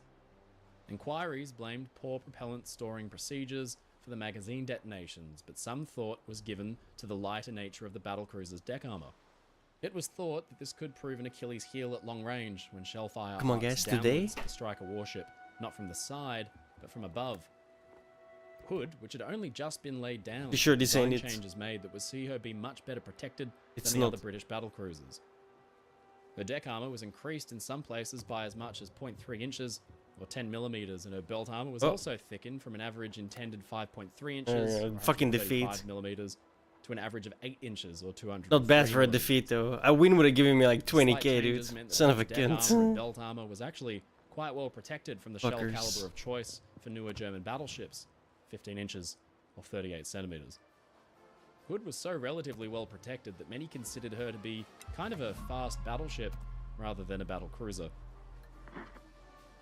Now, Hood wasn't just any old warship. She was beloved by the general public and had become an ambassador for the Royal Navy. She was, for about 20 years, the world's largest warship, and therefore a serious object of curiosity during peacetime.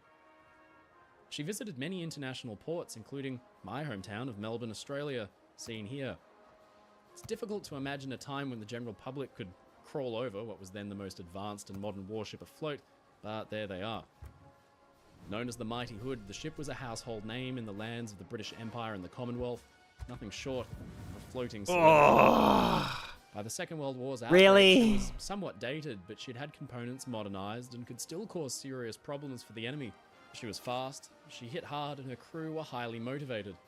They weren't just on any ship, they were aboard the Mighty Hood.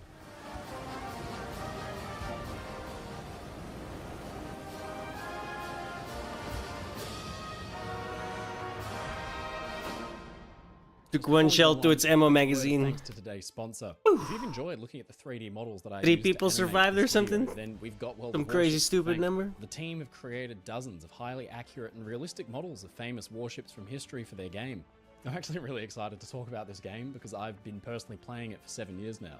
In it, you can take command of mighty battleships and battle cruisers like Bismarck and Hood and engage enemy players in epic naval battles.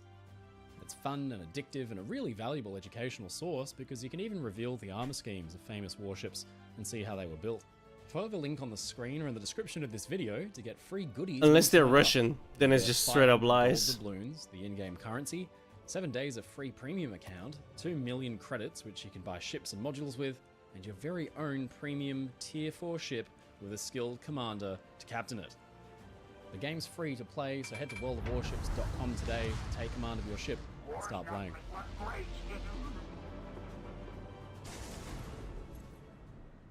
On May 24th, 1941, the fateful day Bismarck and Hood met, all seemed my battle pass completed. Warships. I have the British Agincourt. cruiser force had been tailing Bismarck and Prince Eugen for some time, relaying their movements to Hood and Prince of Wales. British crewmen were at action stations and the mood was tense. They knew that soon they would be engaging the enemy. But when? I think you overestimate Suddenly, their chances. there they were. On the horizon, a patch of oil smoke finally revealed 2 German warships. They had successfully intercepted the German force. Now, they would have to stop them. Hood and Prince of Wales' guns turned around to face. It was 5:37 in the morning, but already the British had made a misstep. Instead of maneuvering to get in front of the German ships, Admiral Holland in the HMS Hood had kept to his course for just too long, meaning the Germans were getting ahead of the British ships. Soon the Germans would be able to bring all of their guns to bear on the British, while Hood and Prince of Wales could answer only with their forward gun turrets. This is a maneuver known as crossing the T. Admiral Lancelot Holland, commander of the British force aboard Hood, had a decision to make. Tail Bismarck and wait for backup in the form of the nearby battleship King George V and some other ships under the command of Admiral John Tovey, or engage the enemy now, and he chose the latter. At 5:52 a.m, Hood fired the first shots of the engagement at a range of about 22 kilometers or 14 miles, and Prince of Wales fired a minute later. The Battle of the Denmark Strait had begun. Holland initially ordered his ships to target the lead German ship, but realized it wasn't Bismarck, but actually the smaller Prinz Eugen. Prinz Eugen, with cruiser-caliber guns, could damage the British battleships, but could not penetrate their armor and ultimately kill them. Bismarck was the far more dangerous target, so fire priority was concentrated on it. Prince of Wales scored first blood. One shell hit the German ship's seaplane catapult and put it out of action. A second shell passed straight through the bow without exploding. The third detonated under the waterline and began to flood the Bismarck's forward compartments. This was good gunnery from Prince of Wales, but unfortunately, her forward gun turret fired only one salvo before becoming inoperable, and it was out of action for the remainder of the engagement. The German ships had so far remained silent, but at 5:55 they both fired at Hood, and Bismarck's guns achieved remarkable precision. On the opening salvo, the British flagship was bracketed by German shells, but on the second or third salvo she was hit. The fire was started on the boat deck and grew by the minute. It's a trap! It's most likely that this hit came not from Bismarck, but the Prinz Eugen, whose smaller caliber guns were ideal for nipping at the British ship and causing damage to its deck equipment. Now, flames were licking at the base of the ship's mainmast, fueled by detonating ammunition lockers. It was 6 a.m., and even though Hood was on fire, she was still a formidable fighting force. And aboard Prince of Wales, men on the ship's port side who weren't yet engaged in the action watched Hood as she fired her guns and burned. A salvo from Bismarck roared in and crashed all around Hood. Both sides had drawn blood in the engagement, but it was the British gunfire that had so far caused the most damage. But then, something horrifying happened. Hood blew up. A sheet of flame suddenly erupted from below the ship's mainmast, searing high up into the sky, and then, with a dull roar, it was rent apart by a massive explosion and disappeared into a pall of smoke. The men on both Prince of Wales and the German ships watched in awe as Hood simply ceased to be. 1 second ago, she was like a vast floating town, almost 1,000 feet long and crammed with just over 1,400 men. But now Hood had been blasted in two, and her bow section was ripped up clear out of the water. Half a mile away, Prince of Wales was peppered with splinters of metal and light debris from her comrade's wreck. Like a vast cathedral, Hood's bow was lifted hundreds of feet into the air, shrouded in smoke and flame. Then, just 3 minutes after the explosion, she was gone. Hood was no more. Prince of Wales had to make an emergency change to course. That's such a catastrophic destruction. 3 minutes to sink? That's nuts. Against the combined fire. Usually it takes like an hour. The shells rained down all around her. 3 minutes is pretty Now less crazy. than 14 kilometers away from the enemy, with one main turret out of action. It just means it probably blew itself straight into two pieces. Right? Both ships in various locations and suffered casualties because of it. Bismarck's captain wanted to chase the British ship down and finish her off, but Operations Commander Admiral Lutyens refused to give his permission. Bismarck's orders were to avoid the Royal Navy at all costs. The British ships slipped away and the Germans pressed on with their mission. And as they did, Hood was already on its way to the sea floor.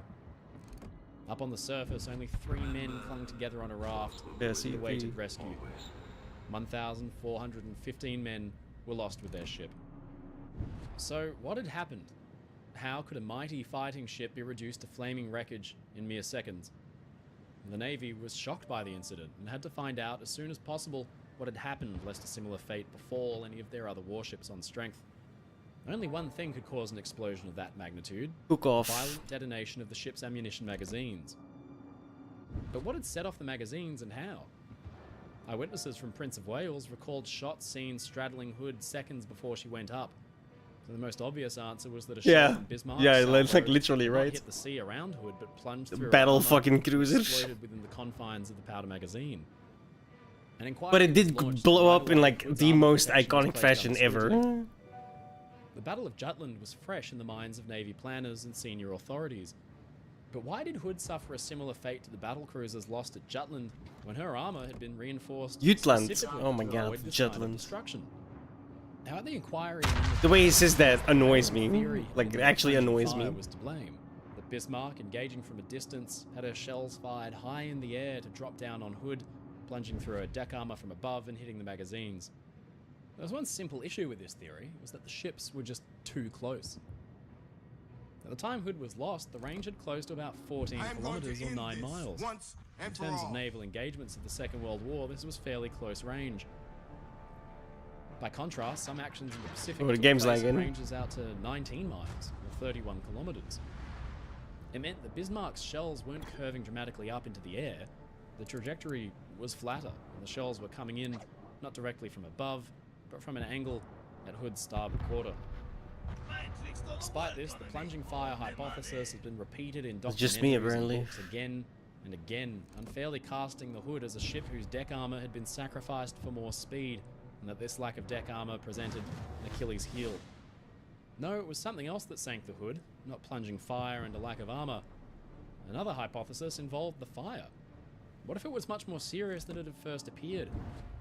If gasoline tanks stored near the deck had burnt, their cascading fuel could catch alight and gush through ventilation trunking and ammunition hoists into the heart of the ship, spilling into the magazines and causing a detonation. Except this seems most unlikely. Crew had secured many of the ammunition hoists and fuel tanks specifically for this very reason. With everything locked up securely, it seems the fire was confined to burn only the exterior of the ship, and in fact, just before Hood blew up, men on Prince of Wales figured the fire was dying out and would shortly be extinguished as it ran out of fuel. Hood's own supply of torpedoes was also considered as a potential source of initial detonation, and this has been repeated in the years since. The torpedoes were kept on deck in their tubes, and some thought that a hit near those torpedoes could set them off, creating an explosion powerful enough to reach Hood's magazines and cause a devastating chain reaction leading to the loss of the ship. So compelling was the idea that the second inquiry considered it seriously and even ran tests.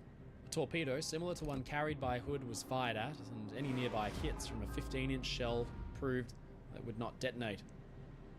A direct hit might, but even in a fire it might take more than 20 minutes for a torpedo to burn and then explode, but even then the explosive force of the torpedo could not be enough to devastate the Hood and reach its magazines. The aft magazine was 2 decks down and 25 meters, or 82 feet further aft, well outside the explosive radius of a torpedo and well protected by armor and bulkheads. Another theory proves more tantalizing, more difficult to disprove, and is ultimately the more tragic, that Hood was somehow the agent of her own destruction.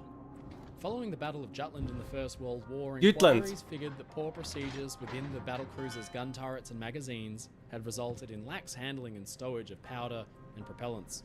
It was easier to leave access points open and leave gunpowder around outside the protective magazines because it meant your guns could fire faster. But unsecured hatches and doors and poorly placed bags of explosive meant that a hit or a single ignition point could cause a chain reaction and detonate the main powder magazines. Strict new so-called anti-flash protocols were put into place to drastically reduce this risk, and Hood and her crew adhered to them. But in the heat of battle and needing a higher fire rate, could these have been temporarily sacrificed or ignored? If bags of powder were allowed to stack up and hatches were not secure before firing, a misfire or venting of gas back into the gun turret could have set off the powder and detonated the magazine. There is eyewitness evidence to support this idea. Crewmen on Prince of Wales saw Hood's guns fire, but they did not appear quite right.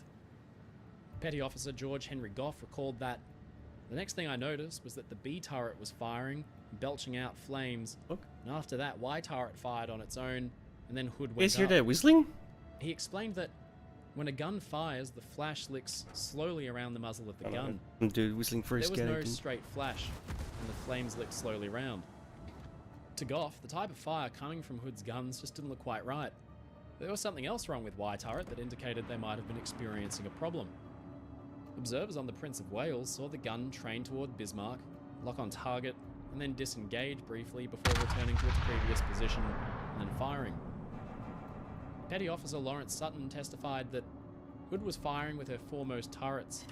The Y turret then trained towards the enemy, and before firing there was a flash abaft the mainmast of the Hood, which appeared to be a fire on the boat deck. Y turret then fired, and at the same time a huge flash came up all around Y turret. The flash rose to well above the mainmast of the ship, and all I heard was a tremendous roar, and I could not see anything until the smoke had cleared away. That was all I saw of the Hood. This paints a very dramatic picture. If Y turret was having internal problems, a backblast or misfire could have caused a dramatic detonation of the powder if protocols had not been properly followed during the battle. The inquiry dismissed this idea, but it's difficult to disprove because there were simply no survivors from Hood's gun turrets. Or the timing of Y turrets firing just a second before Hood detonated could have simply been a coincidence. There is one clue that leads us to another hypothesis. Direct hit from Bismarck with a clear penetration into the powder magazines, not from above through the deck armor, but directly through Hood's hull. Somewhat disturbingly, this exact method of destruction was prophesied by the Navy some 21 years beforehand. Now, I mentioned that just after the Battle of Jutland, Hood's armor protection scheme was called into question. It was felt that her armor, 5.3 inches or 135 millimeters of average belt armor, and the same thickness of total deck armor would be insufficient to prevent clean penetration of 15-inch shells from German battleships. Hood's armor was increased, not dramatically, but sufficiently to prevent most penetrating shots. The belt from 5.3 to 8 inches. Burn to death for me, baby. To 6.35 inches. The armor was arranged in three Oh, thicknesses. some other cunt got it. Towards the Bullshit. top of the hull, it was 5 inches. The middle belt was 7. What's well The done? lower belt, reaching just below the waterline, was a full 12 inches. Gunnery trials took place on a mock-up of Hood's new armor scheme and found that the lower belt could not be penetrated, but the middle belt could. A well-placed shot with a relatively flat trajectory could plunge through the belt armor and, if fused correctly, be timed to detonate within the confines of the powder magazine. A hit from Bismarck could have followed this exact trajectory, outlined by the Navy in 1920. Hood has often been cast as a victim of an unlucky shot, but a straight one-on-one with an enemy battleship with 15-inch guns was predicted to end badly for her by the Navy some 20 years earlier. It sounds like a case-closed argument, but it isn't. Because even though the Navy feared a penetration of the belt armor, there was still one more obstacle the offending shell would need to overcome, and calculations reveal it to be impossible: the deck armor. See, the shells landing on Hood and penetrating the upper or middle belts would then need to crash through almost 7 inches, or 180 millimeters of combined deck armor. Historian and author Bill Jurens has run complex calculations and simulations on this outcome and discovered that the Bismarck's shell would not have been able to reach Do I the want to powder spend magazine before it 21 detonated. million? Striking the belt armor would cause And all of collisions my with the free shell's XP. path into the magazine. First, the shell I don't would, know. after having punched through the belt armor, now be traveling at a much slower speed, giving it less penetrative power, making it far less likely to plunge through the deck armor and into the powder magazine. More tellingly though, contact with the belt armor would have set off the shell's fuse, leaving only 0.35 seconds before detonation of the explosive charge inside. It doesn't sound like long, but the distance from the belt armor to the inside of the powder magazine would not be sufficient, and the shell would detonate outside the confines of the magazine. So this leaves us with one final culprit, the most likely cause of Hood's loss. One of Bismarck's shells could have landed slightly short of target, plunged underwater, and penetrated below Hood's thick waterline belt and within the powder magazine. At first it seems unlikely. Surely impact with the water would slow the shell enough to prevent this kind of an impact. But it's not without precedent, because in that very same engagement, Bismarck scored an identical hit on the Prince of Wales, a hit that if it had landed in line with the ship's powder magazines could have resulted in a similar detonation and sinking of the second British warship that day.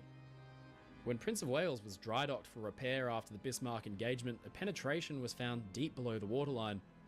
The shell had hit the water first and then plunged down over 8 meters or 26 feet deep, and here the ship's hull is very lightly armored. The shell easily punched through the Prince of Wales hull plating and drove through 4 more steel bulkheads before coming to rest within the ship.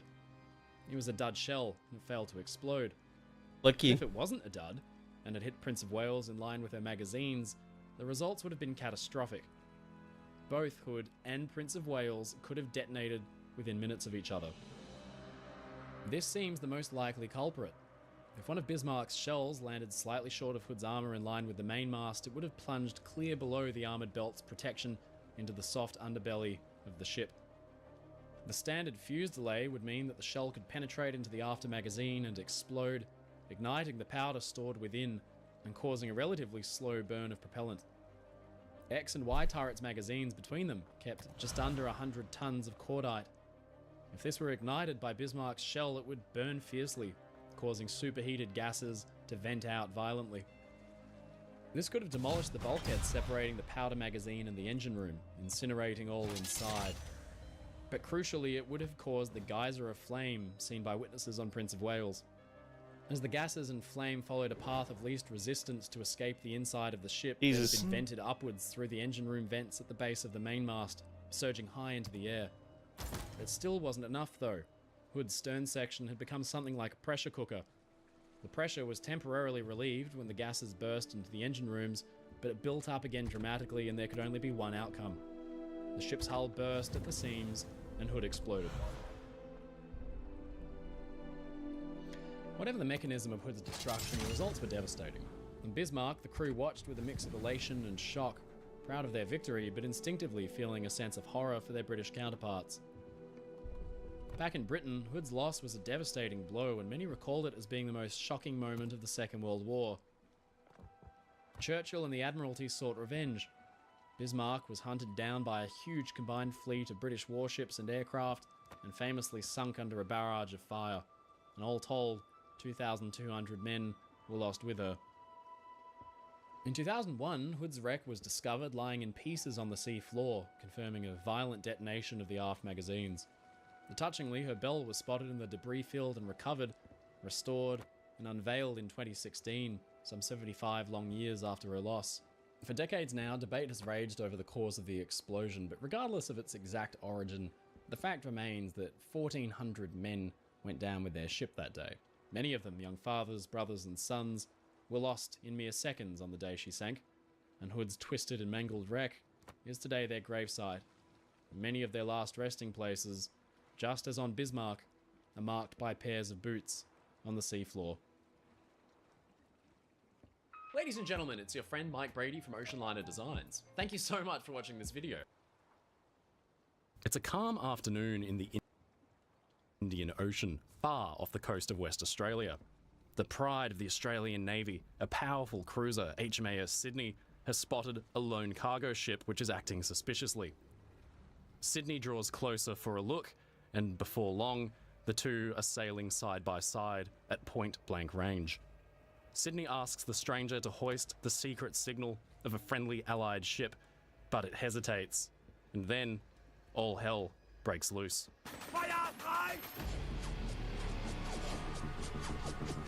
Feuer frei! Just how did one of the Australian Navy's most modern and deadly warships sink with the loss of all of its crew? This is the horrifying true story of the sinking of HMAS Sydney. September 1939. War breaks out dramatically in Europe after nearly a decade of rising tension. Adolf Hitler's military pours into Poland, dragging France, Britain, and their allies into a devastating conflict. Before long, Hitler's armies have stormed into Holland, Belgium, France, Denmark, and Norway. But while the heavy fighting is confined to the European continent, the oceans have now become the stage for an epic struggle for survival. What the fuck? The world's glorious peacetime ocean liners are mothballed or converted into drab troop transports for the war effort. Menacing battleships and cruisers prowl the waves, but below them, Germany's U-boat fleet hunts Allied shipping down with frightening prowess. That's crazy expensive. Hitler knows that Britain is an island nation, and all island nations in wartime display the same Achilles heel. If enough supply ships cannot get through, then wide-scale production issues and food shortages are sure to follow. Britain and the Commonwealth, including Australia, Canada, and New Zealand, rely on regular supplies from Allied nations, and without them, the war effort could Someone's mad. Allied merchant ships are slow and mostly defenseless, but they are numerous, so most of the German Navy's efforts are directed at culling that number, and they do so with remarkable efficiency. U-boats, the German submarines, are adept at this role, and they exact a devastating toll. But there's a problem. They can only carry so much fuel, so they need to operate nearby to friendly submarine bases or where they can be resupplied at sea. Ships, thanks to their size, have a much larger operating range, but a warship, like a cruiser or a battleship, will be almost impossible to conceal, and operating by itself will be hunted down and destroyed. This happens to the German battleship Bismarck in May 1941. But the German Navy has another weapon up its sleeve. one which proved remarkably effective during the First World War, the Commerce Raider. This is Task Force Commander. The concept of the Commerce Raider goes back to the days of sail, when the enemy and retrieve the transport ships. privateers, civilian crewed ships,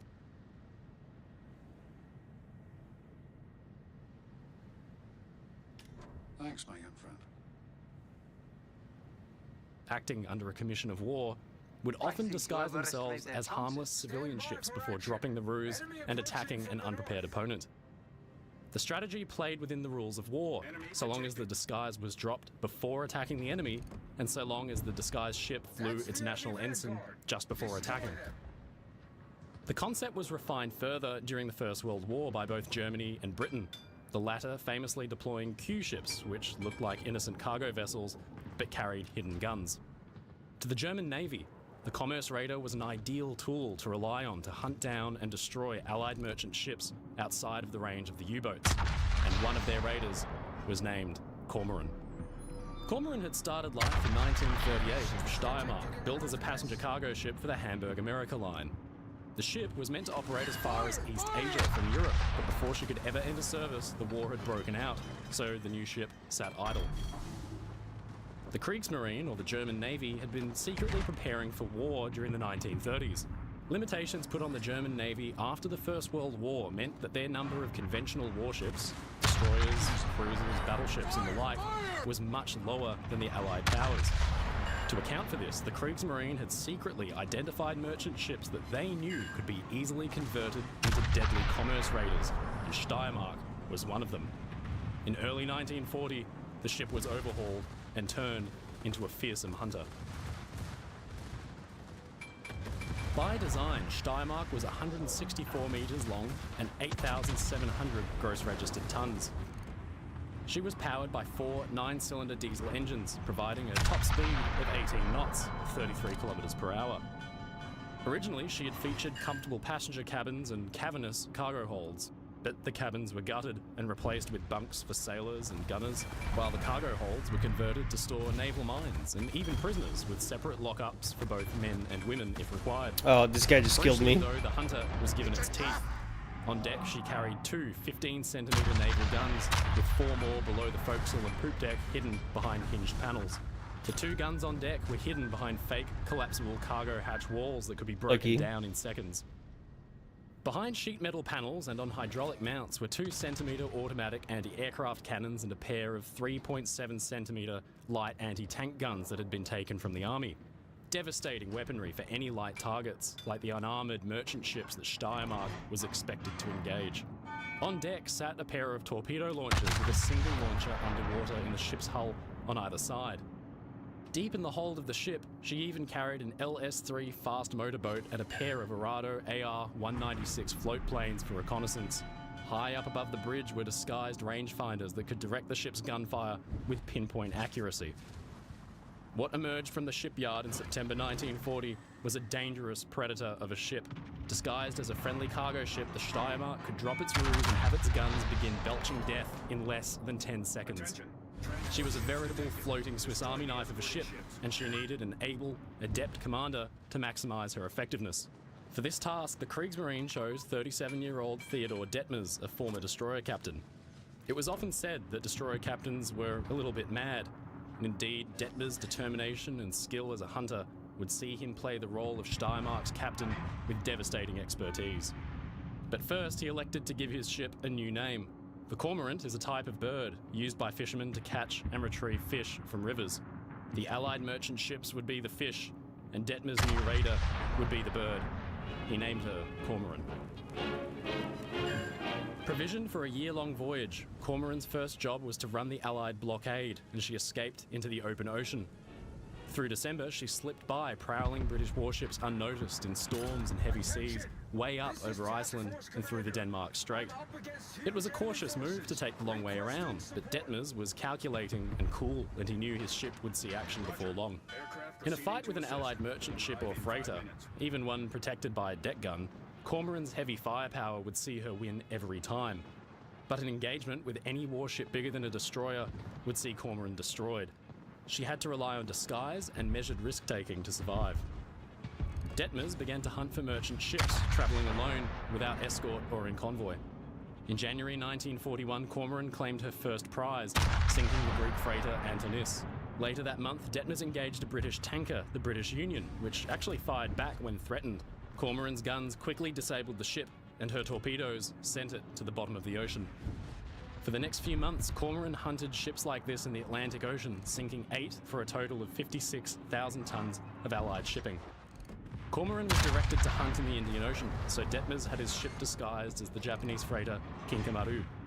By November 1941, Cormoran had been at sea for 11 months, but pickings in the Indian Ocean were slim, and she'd sunk only 3 merchant ships since relocating in June. Detmers now had Cormoran disguised as a Dutch freighter, the Straat Malacca, and his ship had been frequently repaired and resupplied at sea, but he must have been frustrated by his lack of success in the Indian Ocean.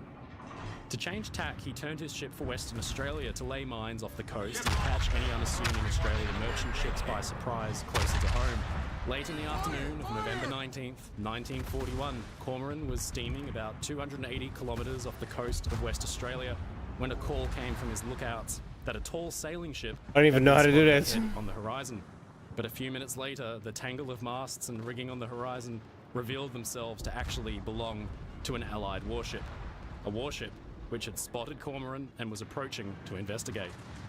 Detmer's worst fears had been realised, and Cormoran would have to pull off a masterful disguise or be drawn into a gun battle that she was never designed for. Detmers grit his teeth and decided on what to do. Aboard the bridge of HMAS Sydney, Captain Joseph Burnett peered through his binoculars at the mysterious ship in the distance. He was 41 years old, and Sydney was his first command. For his first ship, Burnett could have done a lot worse. Sydney was one of the finest, most modern warships in the Australian fleet. Oh, I definitely don't have those. Still held close ties with Britain, and there was something of a codependency. Britain would supply and arm the Commonwealth, but expected Commonwealth assistance during wartime.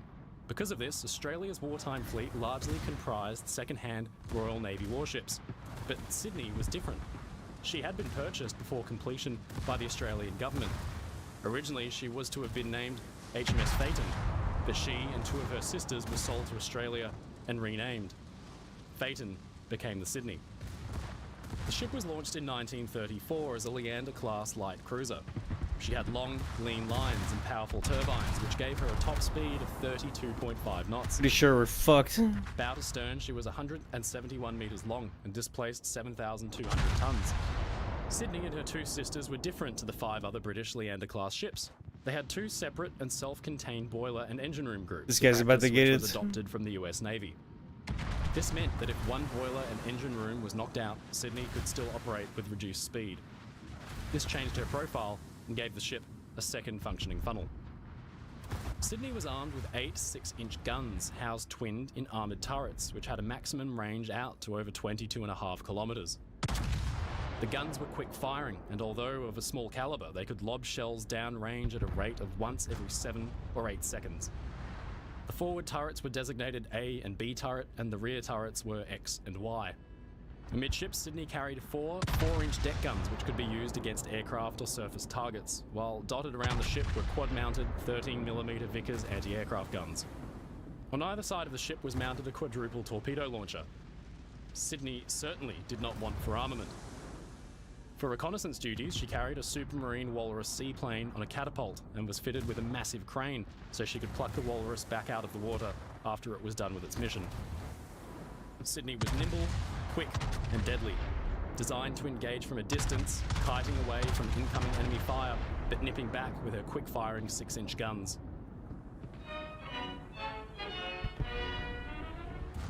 Sailing from Britain, Sydney first arrived in Australia in July 1935, Boink. where she became an object of curiosity to the general public. In a peacetime navy through the rest of the 1930s, Sydney became a familiar sight in Melbourne, Sydney, Brisbane, and other Australian ports as she made regular voyages for exercises and training. That was a pretty good shot. To the Australian public, Sydney and her sisters, Perth and Hobart, were a source of pride.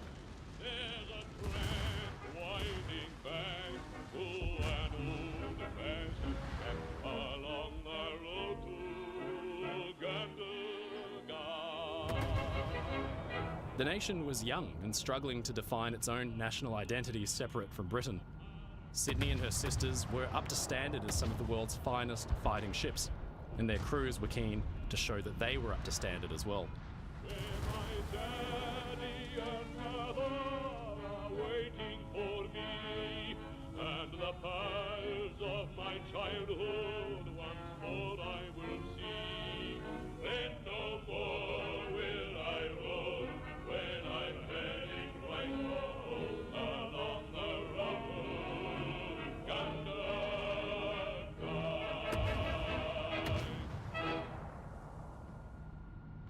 The outbreak of war saw Sydney patrolling Australian territorial waters and the Indian Ocean, but everything changed in May 1940 when she was ordered to join British warships in the Mediterranean Ocean.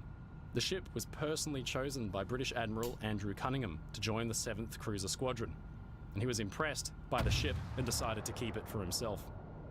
With the declaration of war by Italy on June 10, 1940, Sydney found itself on station in an active war zone, and her crew were anxious to do their nation proud. On the 21st of June, Sydney fired her guns in anger for the first time, bombarding the Italian-controlled port of Bardia. 7 days later, she engaged her first enemy ship, firing on the disabled Italian destroyer Espero and sinking her. Over the coming weeks, Sydney served with distinction, first at the Battle of Calabria and then at the Battle of Cape Sparta. This was her most glorious moment, the opportunity to earn the nation's pride that her eager crew had so long been looking for. Pretty sure we lost this one. A small force of British destroyers chanced upon a pair of Italian cruisers and retreated at speed, with the Italians in pursuit. The Italian captains were then horrified to see the Sydney appear gun had so long been looking for. Pretty sure we lost this. Distinguished Service Crosses, 5 Distinguished Service Medals, and 12 mentions in dispatches. Back home, Sydney was lauded as a hero, and the entire nation of Australia collectively beamed with pride. Sydney served in the Mediterranean until the end of 1940 when she received urgent news from home. German commerce raiders were prowling unhindered in the waters around Australia, and the island nation needed a guardian. Sydney was the perfect choice for such a task. By nature, thanks to her speed and rapid firepower, she was a hunter, and normally a commerce raider wouldn't stand a chance against her in a gun battle. Sydney arrived at her namesake port finally in February of 1941 to a hero's welcome. School children were even given a holiday to join the thousands and thousands of people who turned out to cheer the ship and her crew on. Boarding the troop ship Zealandia off West Australia, but she was relieved on station and turned for home. Then, late in the afternoon of November 19th, smoke was spotted on the horizon. It was a lone merchant ship, and Burnett, Sydney's new captain, couldn't help but investigate. He turned his ship to pursue. On board the Cormoran, Detmers took only seconds to decide on what to do. He immediately ordered his ship be turned into the sun. That would make it harder for the enemy warship to see him and figure out its true identity. 7.3, that's terrible, dude. Detmers called his crew to action stations. He knew that a gun battle at range would see his ship shot out from underneath him. He had to get the enemy close enough to exact a terrible, devastating blow. But to do this, he would need all his cunning and creativity. On his side was the element of surprise. The enemy warship was clearly interested in them, but turning to run away into the sun had only piqued that suspicion further. Cormoran was disguised as Straat Malacca, the Dutch freighter, so Detmers would use this false identity to lure the warship in as close as possible. He observed the distant warship through a sighting telescope of a gunnery control station. It was an Australian light cruiser making full speed for his ship, and the chase had begun. Cormoran struggled along at 14 knots, hampered by a malfunctioning engine and months of marine growth on the hull. But the Australian ship was getting closer and closer, nearly doubling the German ship's speed. Then came a challenge. The Australian ship flashed a Morse signal, NNJ, but nobody on Cormoran knew what this meant, so they didn't answer. Then came another Morse signal. What ship? For this, Detmers had an answer and a plan. To buy himself time and lure the Australian ship closer within the range of his guns and torpedoes, Detmers ordered his signalman to reply to the question not with a Morse lamp, but slowly with signal flags one at a time. This would give the appearance of an inexperienced, possibly scared civilian crew and would help sell Cormoran's disguise even further. After a few minutes, Cormoran had signalled she was Straat Malacca, and Sydney was now only 15,000 metres away. Whenever Sydney asked a question, Cormoran's signalman would bumble, send up the wrong flag, seemingly on accident, and then take his time. But Sydney was getting impatient and began repeating its questions. At 4:30 p.m, Sydney was only 8,000 metres away and had quizzed Cormoran on where she was bound and what kind of cargo she was carrying. The mood on board Cormoran must have been incredibly tense, but so far, the ruse was working. On Sydney, Captain Burnett was playing a risky game. He had been briefed in depth on the presence of enemy commerce raiders operating in the Indian Ocean, and his standing orders advised against approaching mystery vessels at close range. Sydney's huge firepower advantage was most useful at long distance. Even though she was a warship, she was only a light cruiser, lightly armoured and intended for harassing and providing fire support at range. Burnett was clearly suspicious about this mystery freighter called the Strait Malacca, so he inched Sydney closer to get a better look. Why he did this has been debated for decades. It's been thought that he suspected this ship was actually a German supply vessel in the area waiting to resupply one of the commerce raiders. Capturing it intact would be a major coup for the commander, so closing the range and boarding her before her crew had a chance to plant explosive charges and deliberately sink their own ship seemed like a sound plan. As Sydney drew closer, Detmers noticed that all 4 of Sydney's main gun turrets were trained menacingly on his ship. He began to think like a civilian merchant ship captain. What would an inexperienced commander do in a situation like this? Well, probably panic. He ordered his radio operator to send the distress signal, Q, Q, Q, Q, the Royal Navy distress call for a ship suspecting it was under attack from a commerce raider. He gave his ship's name as Strait Malacca and his position, and he hoped that the signal, which he repeated, would cause serious confusion aboard the Australian warship. By now, Sydney was just 3,000 metres away. The Walrus seaplane on Sydney was run out with its engine on, but it didn't launch, and it just sat on the catapult. Detmers called into a speaking phone to his gunnery control crew. "Our camouflage is excellent," he said. "He has no suspicion. Maybe they will say good voyage and let us go." By 5:15, Sydney had drawn perfectly alongside Cormoran at point-blank range, just 900 metres away. Her guns were still trained on the ship, but her crew clearly weren't too concerned because through their looking glasses the Germans could see Australian sailors and crewmen smoking and chatting idly on the deck. Detmers and his crew held their breath. The might of the Royal Australian Navy had bared down on them, and now there could be no escape. Then came a message that Detmers simply had no answer to. "Show your secret signal," the Sydney demanded. Detmers turned to his senior wireless officer. "Do we know the secret call for the Strait Malacca?" he asked. In response, the officer just shook his head.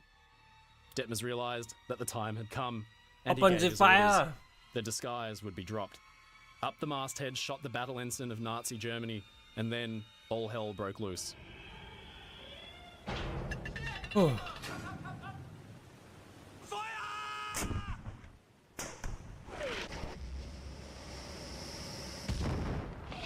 Two shots from Cormoran's 15-centimetre guns missed, and Sydney answered with a full broadside salvo. The ships were so close together that Sydney's guns were not depressed low enough and the shells passed close overhead. But if Cormoran's 15-centimetre guns had proved ineffective so far, the 20mm anti-aircraft guns and the 3.7cm anti-tank guns were doing devastating work.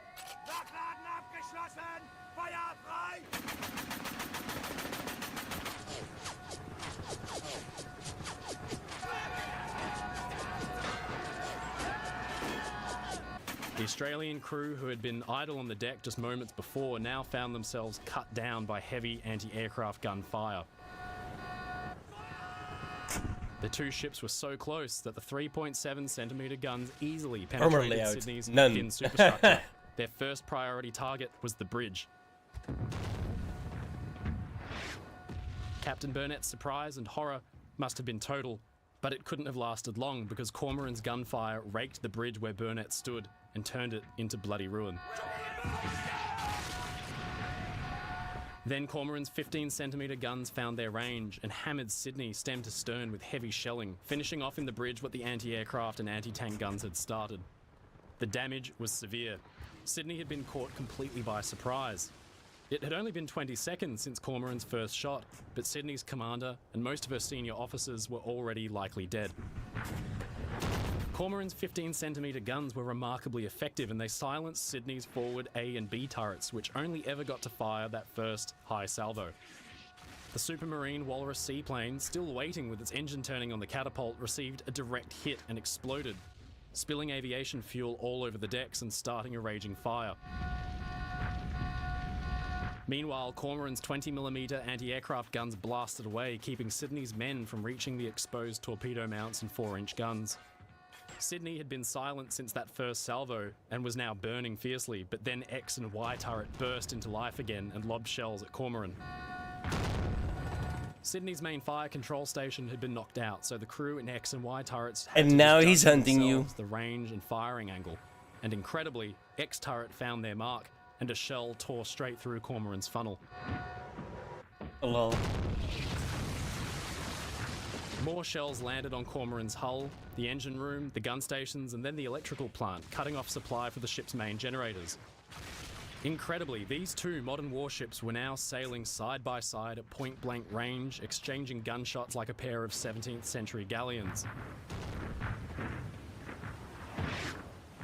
Sydney's two remaining gun turrets fired on, the only defense the ship now had against this surprise enemy.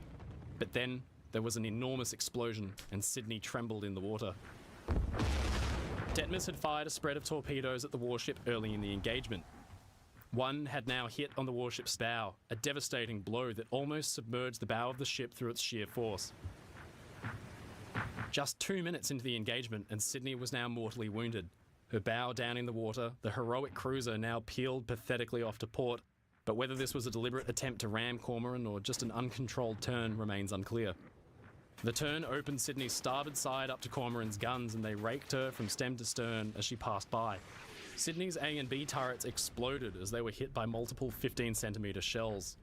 By now, Sydney was just limping along at 5 knots, with X and Y turret pointing in the wrong direction. They had no answer to Cormoran's fire. Detmers wanted to close the range again, which had now increased to 4,000 meters, so he could finish the cruiser off. But Cormoran's engine revolutions were falling. Yeah, GG and his easy. attempts to raise the engine room via telephone from the bridge Exactly. failed. He got no response because the engineers had most likely all been killed. For most ships, a hit to the funnel would be purely cosmetic and be no cause for concern. But Cormoran employed a complex system of piping within the funnel, which carried fuel oil up to be heated before being pumped back down into the boilers. This was more efficient for her engines, but it also meant that Sydney's hit on the funnel sent a cascading fountain of burning fuel oil back down into the Raider's boiler and engine rooms, incinerating the men on watch and rendering the engine rooms useless. Cormoran began to vibrate as her engine revolutions raced out of control, but her gun crews continued to hammer Sydney at range. Finally, at 6:25, just 55 minutes since battle had broken out, Cormoran ceased fire at a range of 10,400 meters. Yeah. Detmers knew that the battle was Right. won, but now he had to tend to his wounded ship.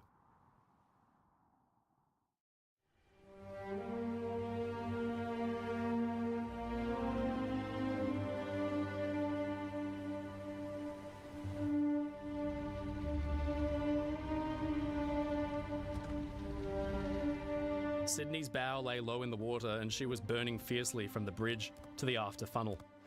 Through the night, Sydney drifted and burned over the horizon, lighting the night sky with a glow that Cormoran's crew could see in the darkness. Sometime after midnight, Sydney's damaged bow detached from the hull and the ship sank.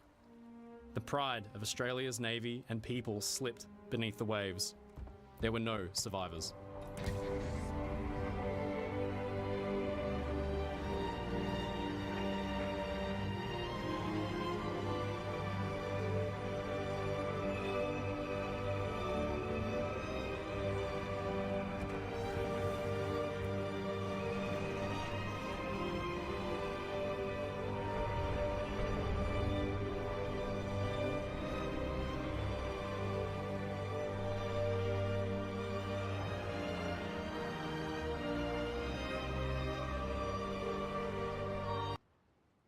This is crazy, dude. Hang on. Watch this. Especially after he just said there are no survivors. What the fuck? Not a single man survived.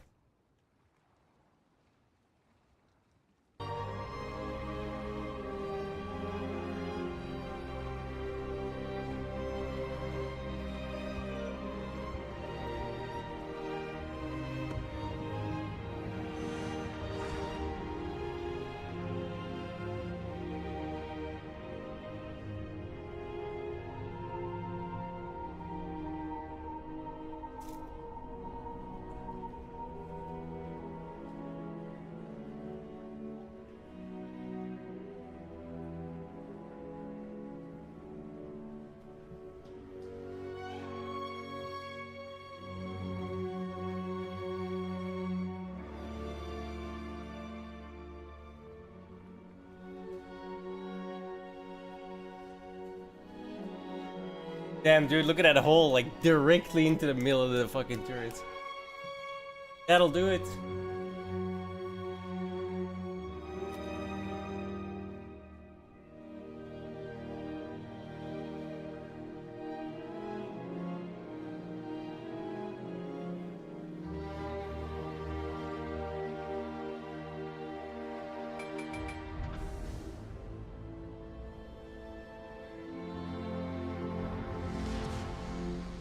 Day long remembered. It has seen the end of Kenobi. It will soon Linda? see the end of the rebellion. What the fuck?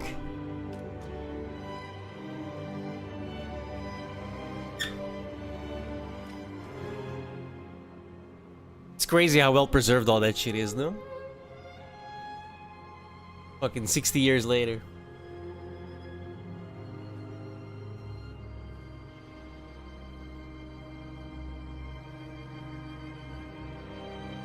War never changes.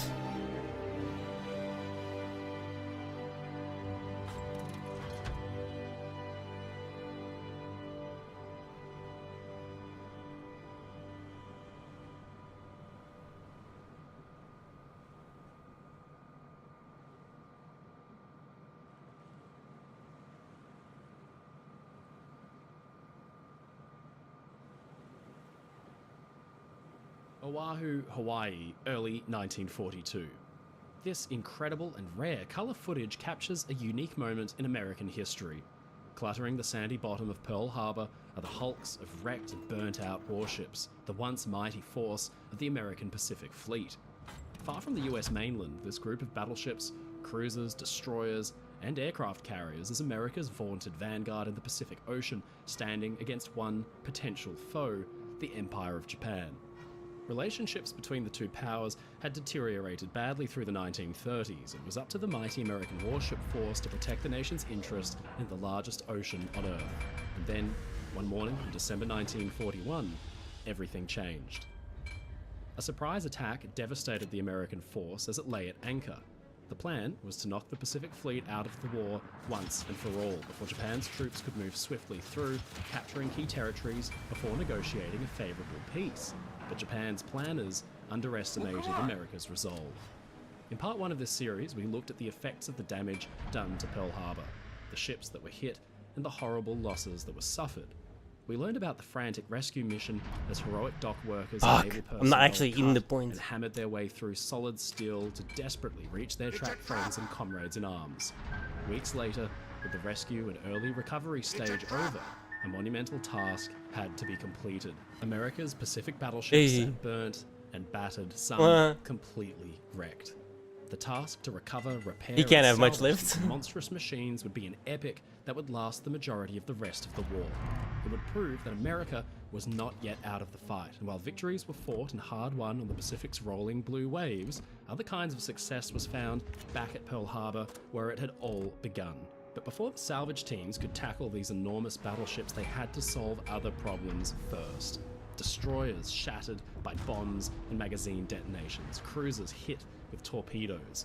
The path to refloating Pearl Harbor's battleships wouldn't be easy, and the initial run of successes would culminate in the complete restoration of the mighty USS Nevada, a battleship many thought was a write-off. Little did they and the Japanese military know that this incredible machine would soon be back in action. Ladies and gentlemen, I'm your friend Mike Brady from Oceanliner Designs, and this is the second part of the incredible true story of how they salvaged Pearl Harbor.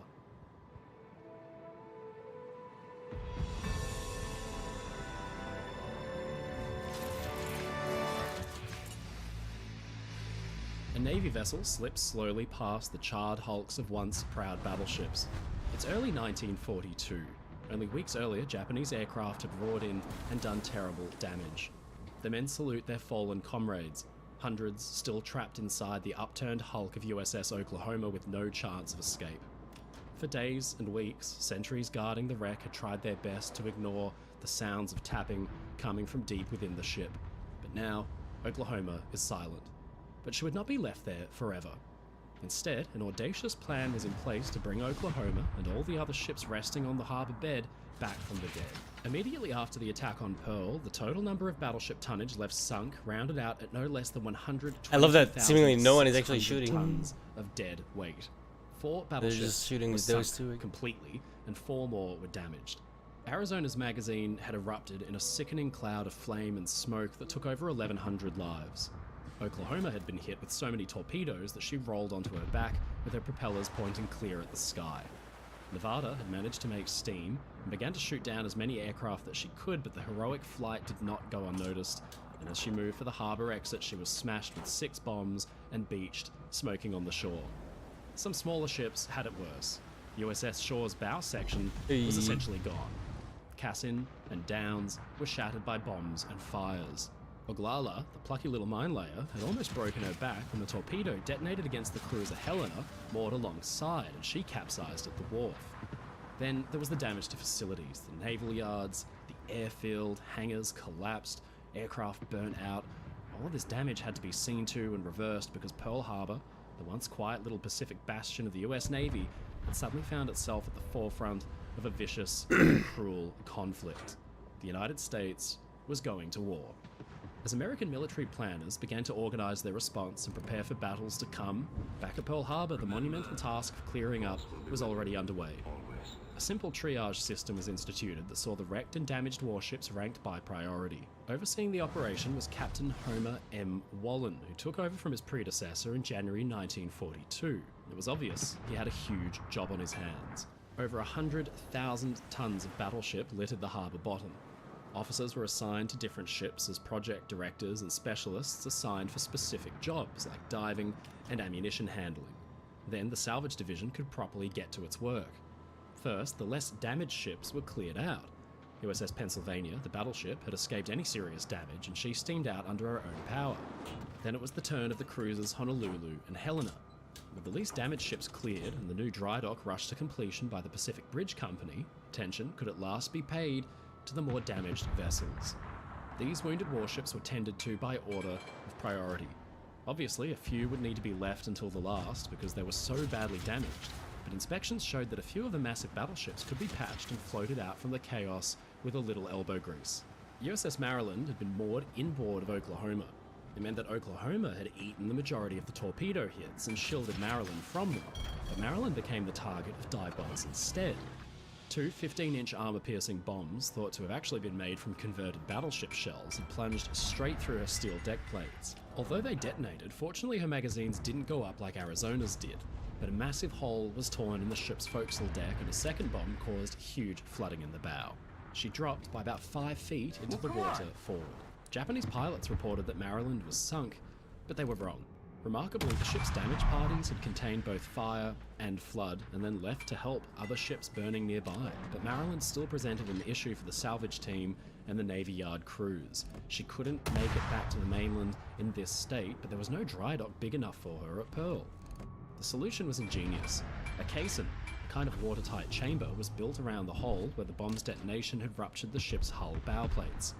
Once welded together, the caisson could be used to keep Maryland dry, while the ship's forward compartments were pumped. The hole was patched, and Maryland set out for Puget Sound, Washington, where she arrived only 23 days after the attack. Within 2 months, she was back at sea and ready for action. The Japanese had thought Maryland sunk, but for the rest of the war, the ship proved herself to be very much a living threat, pounding Japanese positions at Tarawa, Kwajalein Atoll, Saipan, Leyte, Okinawa, and more. Pearl Harbor's first damaged battleship was back in the fight. Next on the list for the salvage team was USS Tennessee. Like Maryland, she too had been moored inboard, closer to the shoreline, and had been spared the devastating impact of torpedo hits, but instead she too had been raked with bombs from above, which cut through her decks and her plating. Fortunately, their detonations were of little force. Some seemed not to have gone off at all. Tennessee's biggest problem, though, was that she was firmly stuck. When the bombs started falling, Tennessee obviously couldn't move anywhere since she was flanked on one side by fleetmate West Virginia and on the other side by the massive battleship mooring keys. West Virginia was hit so many times that she caught fire and sank to the bottom, wedging hard against Tennessee and forcing her against the keys. Then, as burning oil began to creep from other troubled ships nearby, Tennessee's crews had the clever idea of running the ship's engines slow ahead to fan the burning oil away. But even though the engines were turning, Tennessee didn't budge and her mooring lines didn't tighten. She was clearly stuck fast. In the end, Arizona blew up and rained debris and fire all over Tennessee's decks. It looked like the ship was doomed to burn, so her magazines were flooded just in case. The fire was so hot from behind that the ship's stern plates began to buckle from the heat, and rivets even loosened. Through a Herculean effort, fires aboard were contained, but the oil burned on the water's surface for no less than 2 days after the attack. Penned in on all sides by ruined fleet mates, Tennessee had to wait her turn until Maryland was removed. Like a giant game of Tetris in reverse, this provided the battleship a path to be led out of her moorings, but the fact remained that she was still firmly wedged between West Virginia and the mooring keys. First, around 650,000 gallons of fuel oil, that's almost 2.5 million litres, were pumped out to lighten the ship, but still she wouldn't budge. It became clear that those huge concrete keys would need to come down. 87 is pretty good. To move, so the Pacific Bridge Company got to work. Fortunately, with a background in bridge construction, they were well adapted for this kind of difficult task. On December 16th, the plan reached its crescendo. Dynamite boomed as the keys were blasted apart. At last, the trapped battleship was freed and nimbly slipped between the less fortunate West Virginia and Oklahoma. The Navy Yard men patched her ruptured hull plates and sent her on her way in a convoy with Maryland and Pennsylvania for Puget Sound. Yeah, that happens a lot. Repairs. She too was back in action before the end of the year, and the ship would go on to see much heavy fighting for the rest of the war. As far as Battleship Row went, however, that was it for what could be considered easy wins. The remaining battleships were far too heavily damaged, and they would need extensive work to refloat. Arizona, Oklahoma, and Utah were so far gone. I just torpedoed the fuck out of these guys, dude. 87k, that's pretty good. There were two, especially since I have only 11,000 USS HP. California sunk at her moorings, and then the other, USS Nevada, bombed out from above and beached in the sand. Clearly, Nevada would need a lot of work. In fact, many argued that she couldn't be saved at all. If an attempt at salvaging Nevada was to be made, it would clearly be a huge undertaking. Instead, for the time being, the Salvage Division's attention turned away from the battleships and onto the smaller craft which littered Pearl Harbor's facilities. If they could get some of these We're still gonna action, lose, maybe, though. just maybe, Terrible. they could pull off the impossible and refloat the massive battleships. USS Vestal was a prime target for repair because she herself was a repair ship after all and could be of some serious ongoing use to the operations. Vestal had been alongside Arizona when the battleship detonated. In fact, 5 fighting parties on Vestal's decks were blown clear by the sheer force of the blast. Aside from that, conventional 250-kilogram bombs had rained down on Vestal and pierced her heart. One detonated in a metal storeroom with no serious effect, but the second passed straight through and out the bottom, causing flooding. With the ship settling by the stern and Arizona a flaming wreck, it became clear that Vestal needed to get away from the carnage. I opened the window, it got hotter. Cassin Young had been blasted off the ship when Arizona went up, but he swam back to take control of the situation, famously declaring, "Lads, we're getting this ship underway." When he stepped on board, they cut the ship's lines with axes as the burning fuel oil began to creep closer and closer. With engines turning slow ahead, Vestal limped free as her superstructure began to burn and her flooding grew worse. First, she had anchored, but in the end, Young decided it was safer to beach his ship. She gently came to rest off Aiya Bay. It had been a heroic effort on a day of heroic deeds, and Cassin Young was actually awarded the Medal of Honor for his efforts to save his ship and her crew. And Vestal, despite being tied alongside the most horrendously damaged ship of the attack, was never sunk. Instead, her crew had first got to work helping on other damaged ships of Battleship Row, freeing trapped men in Oklahoma and others. Then, finally, it was their own ship's turn. She was in a unique position. Her own men were skilled repairers of ships. They swarmed about her like busy bees, cutting away ruined steel or welding new plates. In less than a week, all the holes had been patched, compartments were pumped dry, and damaged bulkheads were welded watertight once more. The work of Vestal's crew meant the Navy Yard teams could focus on the other ships. But then, eventually, Vestal would need proper repairs below the waterline. She was no giant, so she could easily fit in the harbour's dry docks. She went in for permanent repair and was all fixed up and finished by February 18th, 1942. She went on to provide invaluable assistance to damaged US warships throughout the entire Pacific campaign. And not just damage from the enemy either.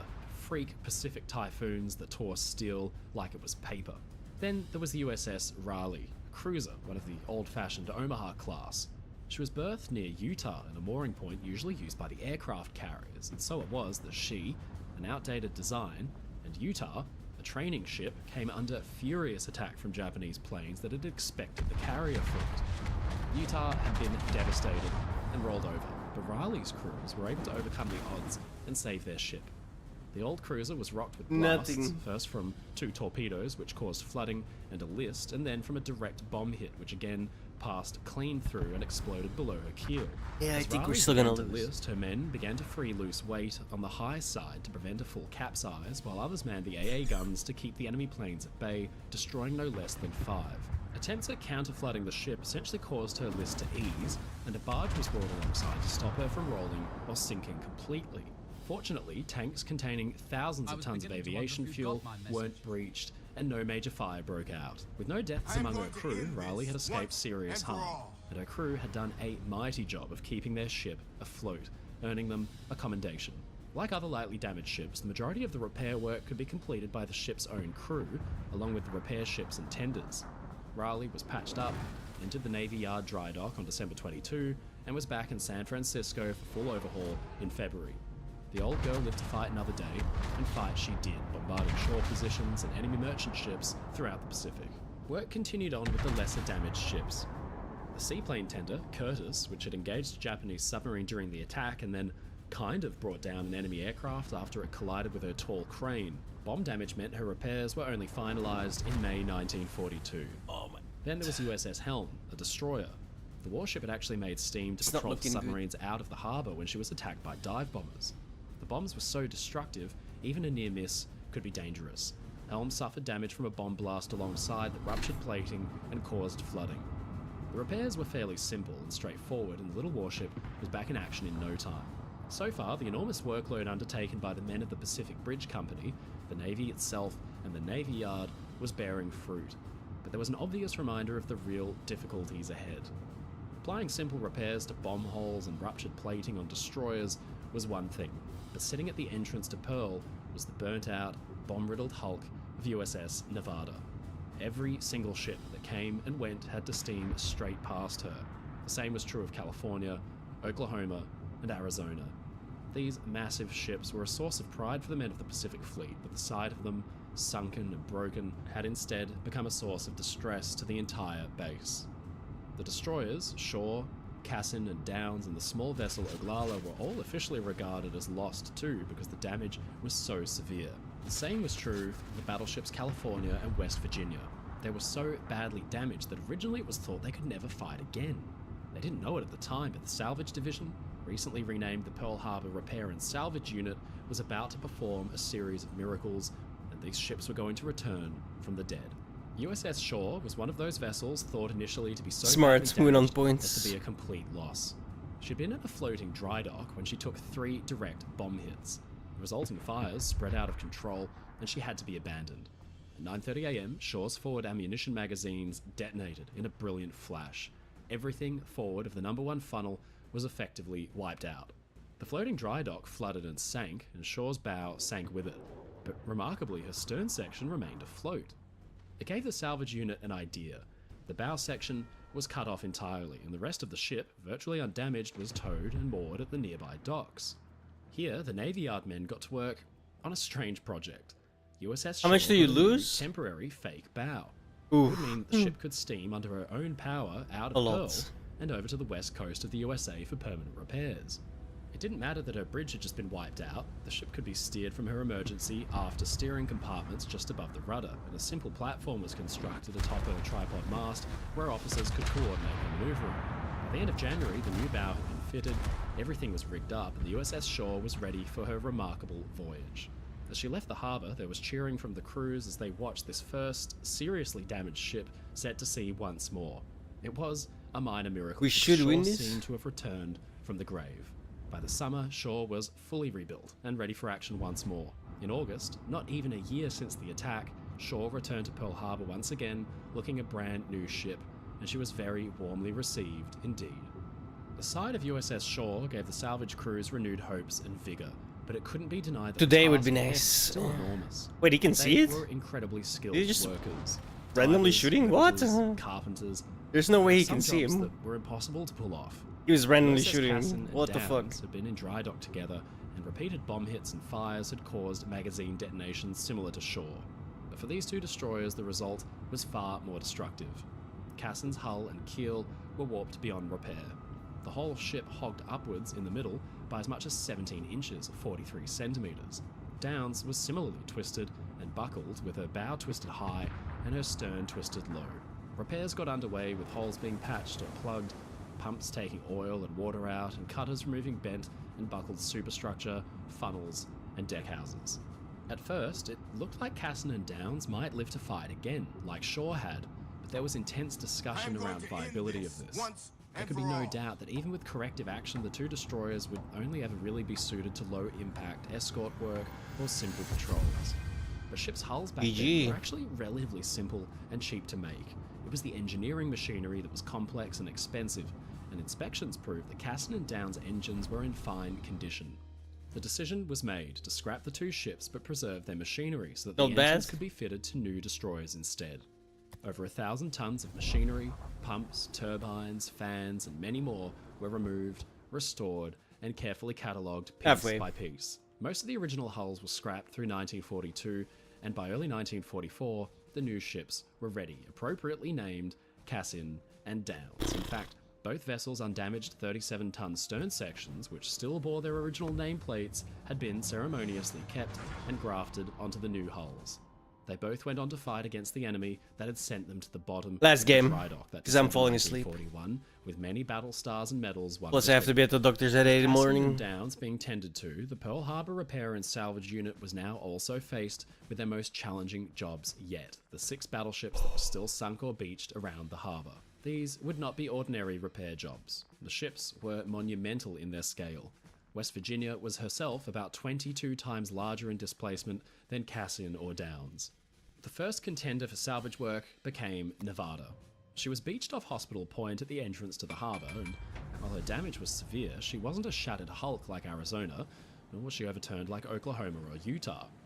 Nevada had fought like a lion. Early on, she'd been hit by a torpedo, but steamed out under her own power. Japanese pilots attacked her furiously and scored 5 bomb hits almost all at the same time. Fire ravaged her superstructure, and then Nevada came gently to rest, intentionally beached to prevent a full sinking. Her bow was in deeper water, while her stern touched the shore. Her usual draft was around 28 feet, but now the water rose nearly 2 stories higher. The damage was incredible. Photographs show her forecastle deck buckled and bent from bomb hits and fire damage.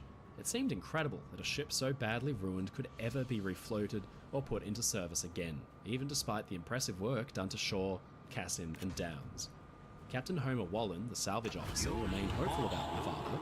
He thought her older style of reciprocating steam engines would be more easily salvaged than other ships' turbine electric machinery, but others weren't so sure. Admiral Chester Nimitz himself, commander of the Pacific Fleet, thought Nevada would never sail again. He had toured the harbour but found the destruction overwhelming. Tremendous to see you again. Quick question, have you had your daily fix of masochism yet, or are we still stuck watching World of Warships? The people millions, by the way, they're wondering if we can move on to actual entertainment. Something with, I don't know, fun. I don't know, it's pretty fun when I'm torpedoing everything, let's be honest. Despite having read all the reports. But yeah, the last game, because I'm falling asleep. I have to be at the doctor's at 8 AM in the morning as well, so it's almost midnight. It's easy to see why Nimitz thought Nevada was a total loss. It was up to the salvage unit to prove him wrong. Immediately after the attack, Nevada's flooding began to make her settle deeper into the water. I have been playing Cyberpunk a lot though. Rest on the bottom with a slight list to starboard. Now, this was actually optimal for the salvage crews who used anchors and lines to hold her in that position. I just wanted my tier 10, which I now have. I'm happy about that. By securing the ship in place, it meant there was no risk of her being carried off by a high tide, only to sink in deeper water and block the channel. In early 1942, crews got to work on their biggest job yet. First, the ship would need to be patched. Bomb damage forward in the hull was covered with simple wooden patches that could be driven hard up against the plating with bolts.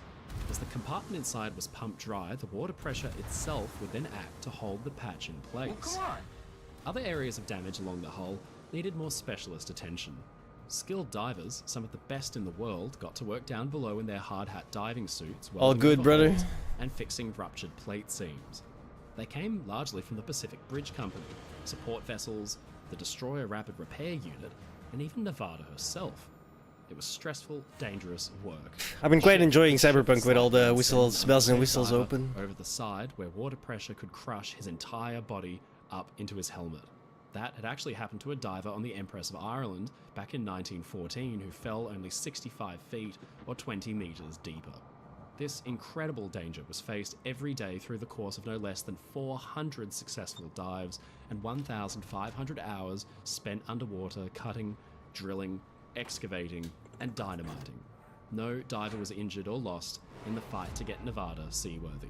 Soon, it became clear that a huge torpedo hole needed a patch big enough to cover an area of about 48 by 25 feet, and some 15 by 8 meters. Now this was in particular quite complex, because it was a part of the ship's hull where a torpedo bulge was installed, and matching the curvature of the bilge would be tricky.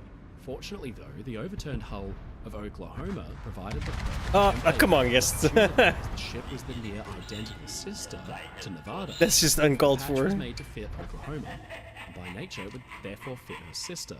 But this proved too large even for the skilled salvage crews to handle.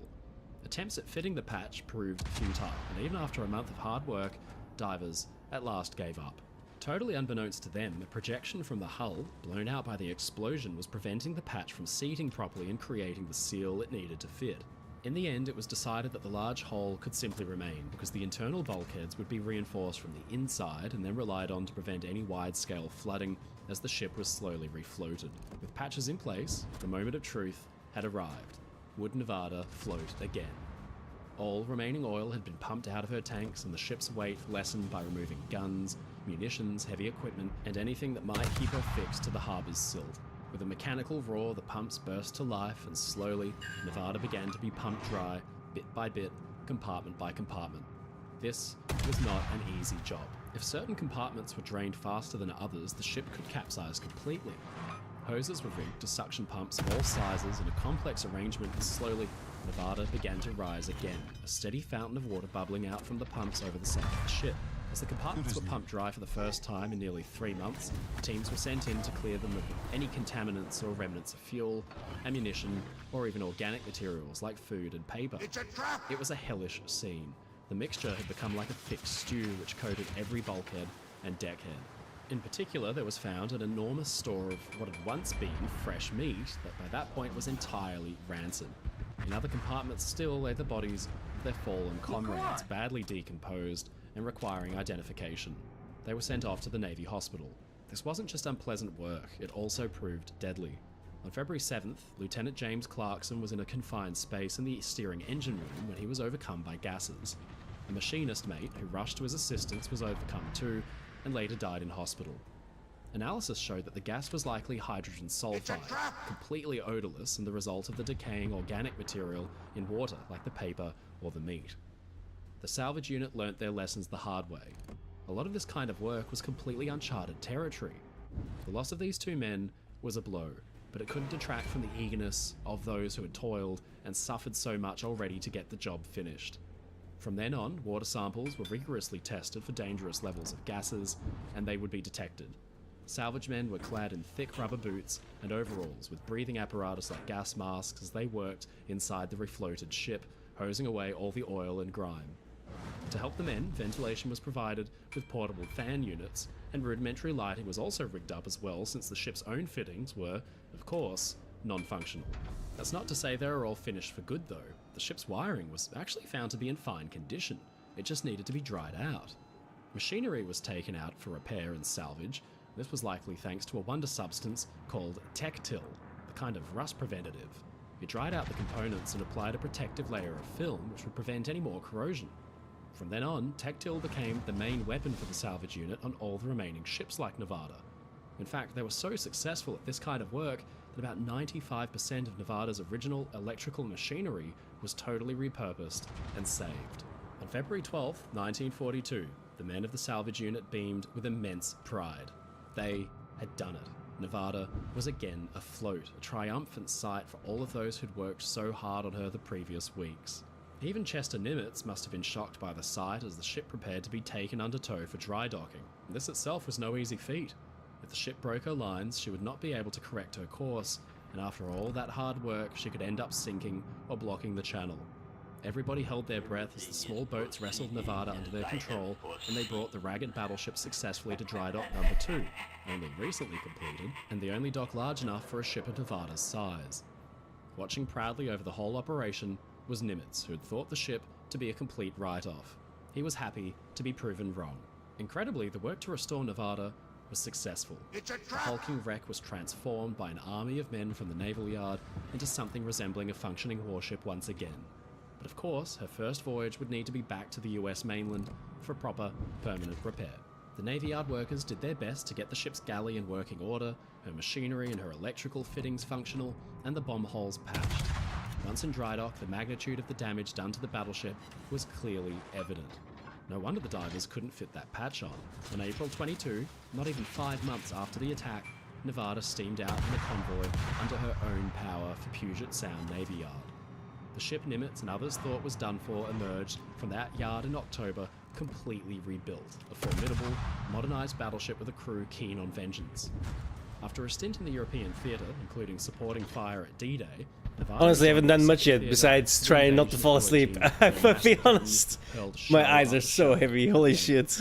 Nevada I apologize. 500 meters, only 600 yards offshore for maximum destructive effect. It was a triumphant moment for a warship that had been considered doomed for the scrapyard, which had been the place where 52 men had fallen. Now, as Nevada's guns roared with flame and fury, their sacrifice could at last be avenged. But back in February 1942, as Nevada first rose from the harbour floor and the salvage team could celebrate their enormous triumph, there was still a conspicuous sight that couldn't be forgotten. Yet more battleships, each more or less the size of Nevada, sat sunk on the harbour bottom, needing the same treatment. These would prove even more challenging because of the sheer scale of the damage sustained. In part 3 of this series, we'll look at how the lessons learned in recovering Nevada were put to use to bring one more battleship, USS California, back from the dead, how incredible engineering techniques were then used to right the capsized Oklahoma, and the horrifying discoveries that were made when the hull could at last be cleared. It would prove to be the final chapter in an incredible tale, the largest salvage mission ever undertaken. Ladies and gentlemen, it's your friend Mike Brady from Oceanliner Designs. Thank you so much for watching this video. If you enjoyed it, please leave a comment below. And don't forget to subscribe to the channel because we get new videos out weekly.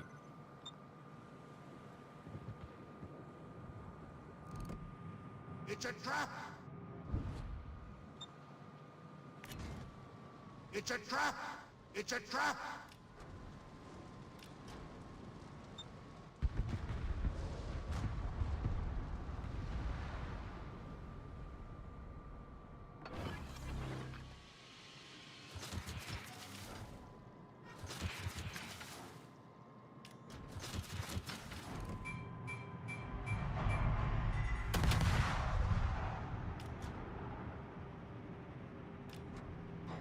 Oh, I actually watch him. Well, come on. I've watched him a lot. It's a trap!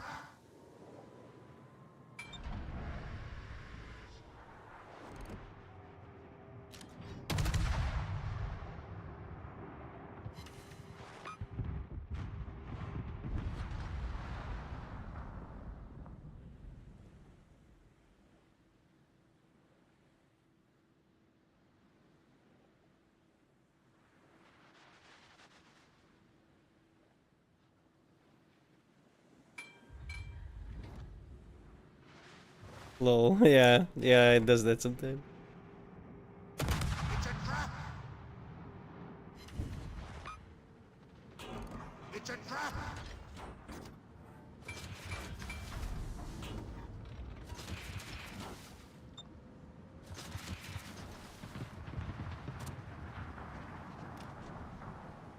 It's a trap!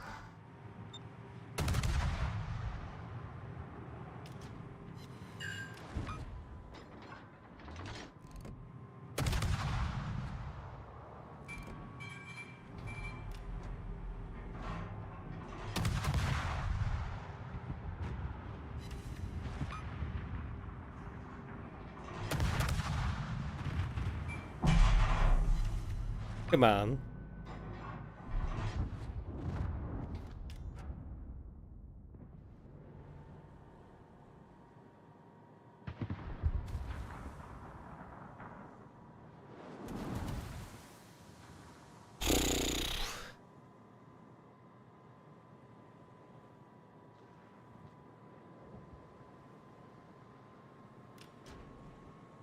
That woke me up a little, I'm not gonna lie.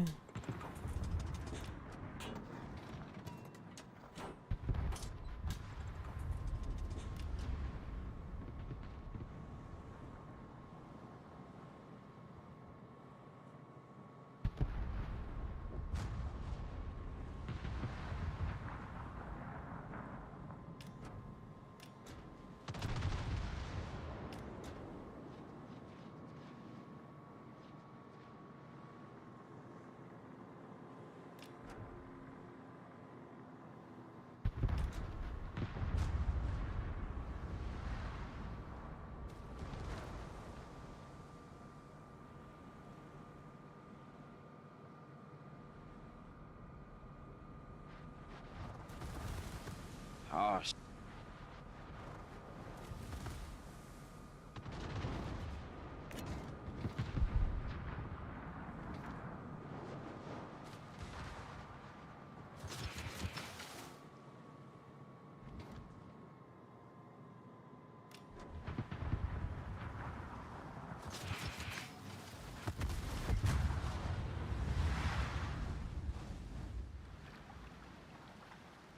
Geture!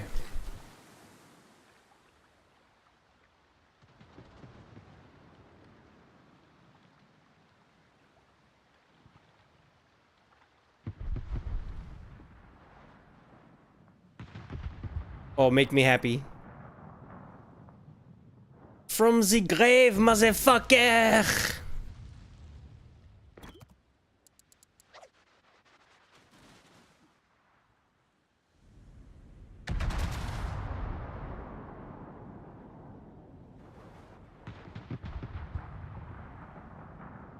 I must kill them too, lucky bastard.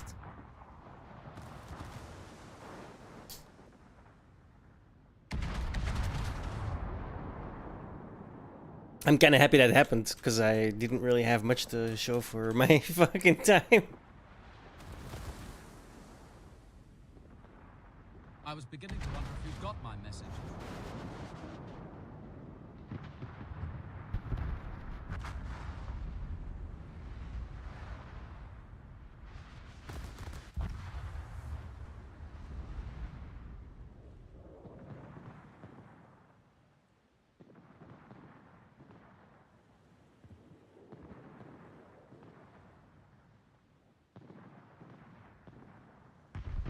I am going to end this once and for all. Well, we tried.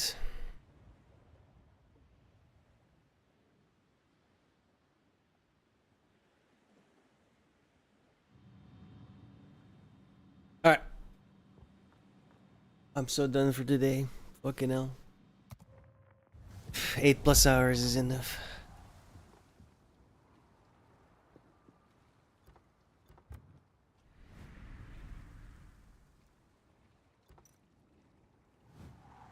Thank you all so much for hanging out. I will be back tomorrow. Yeah. See you then. Hopefully a little more mellow. Please give me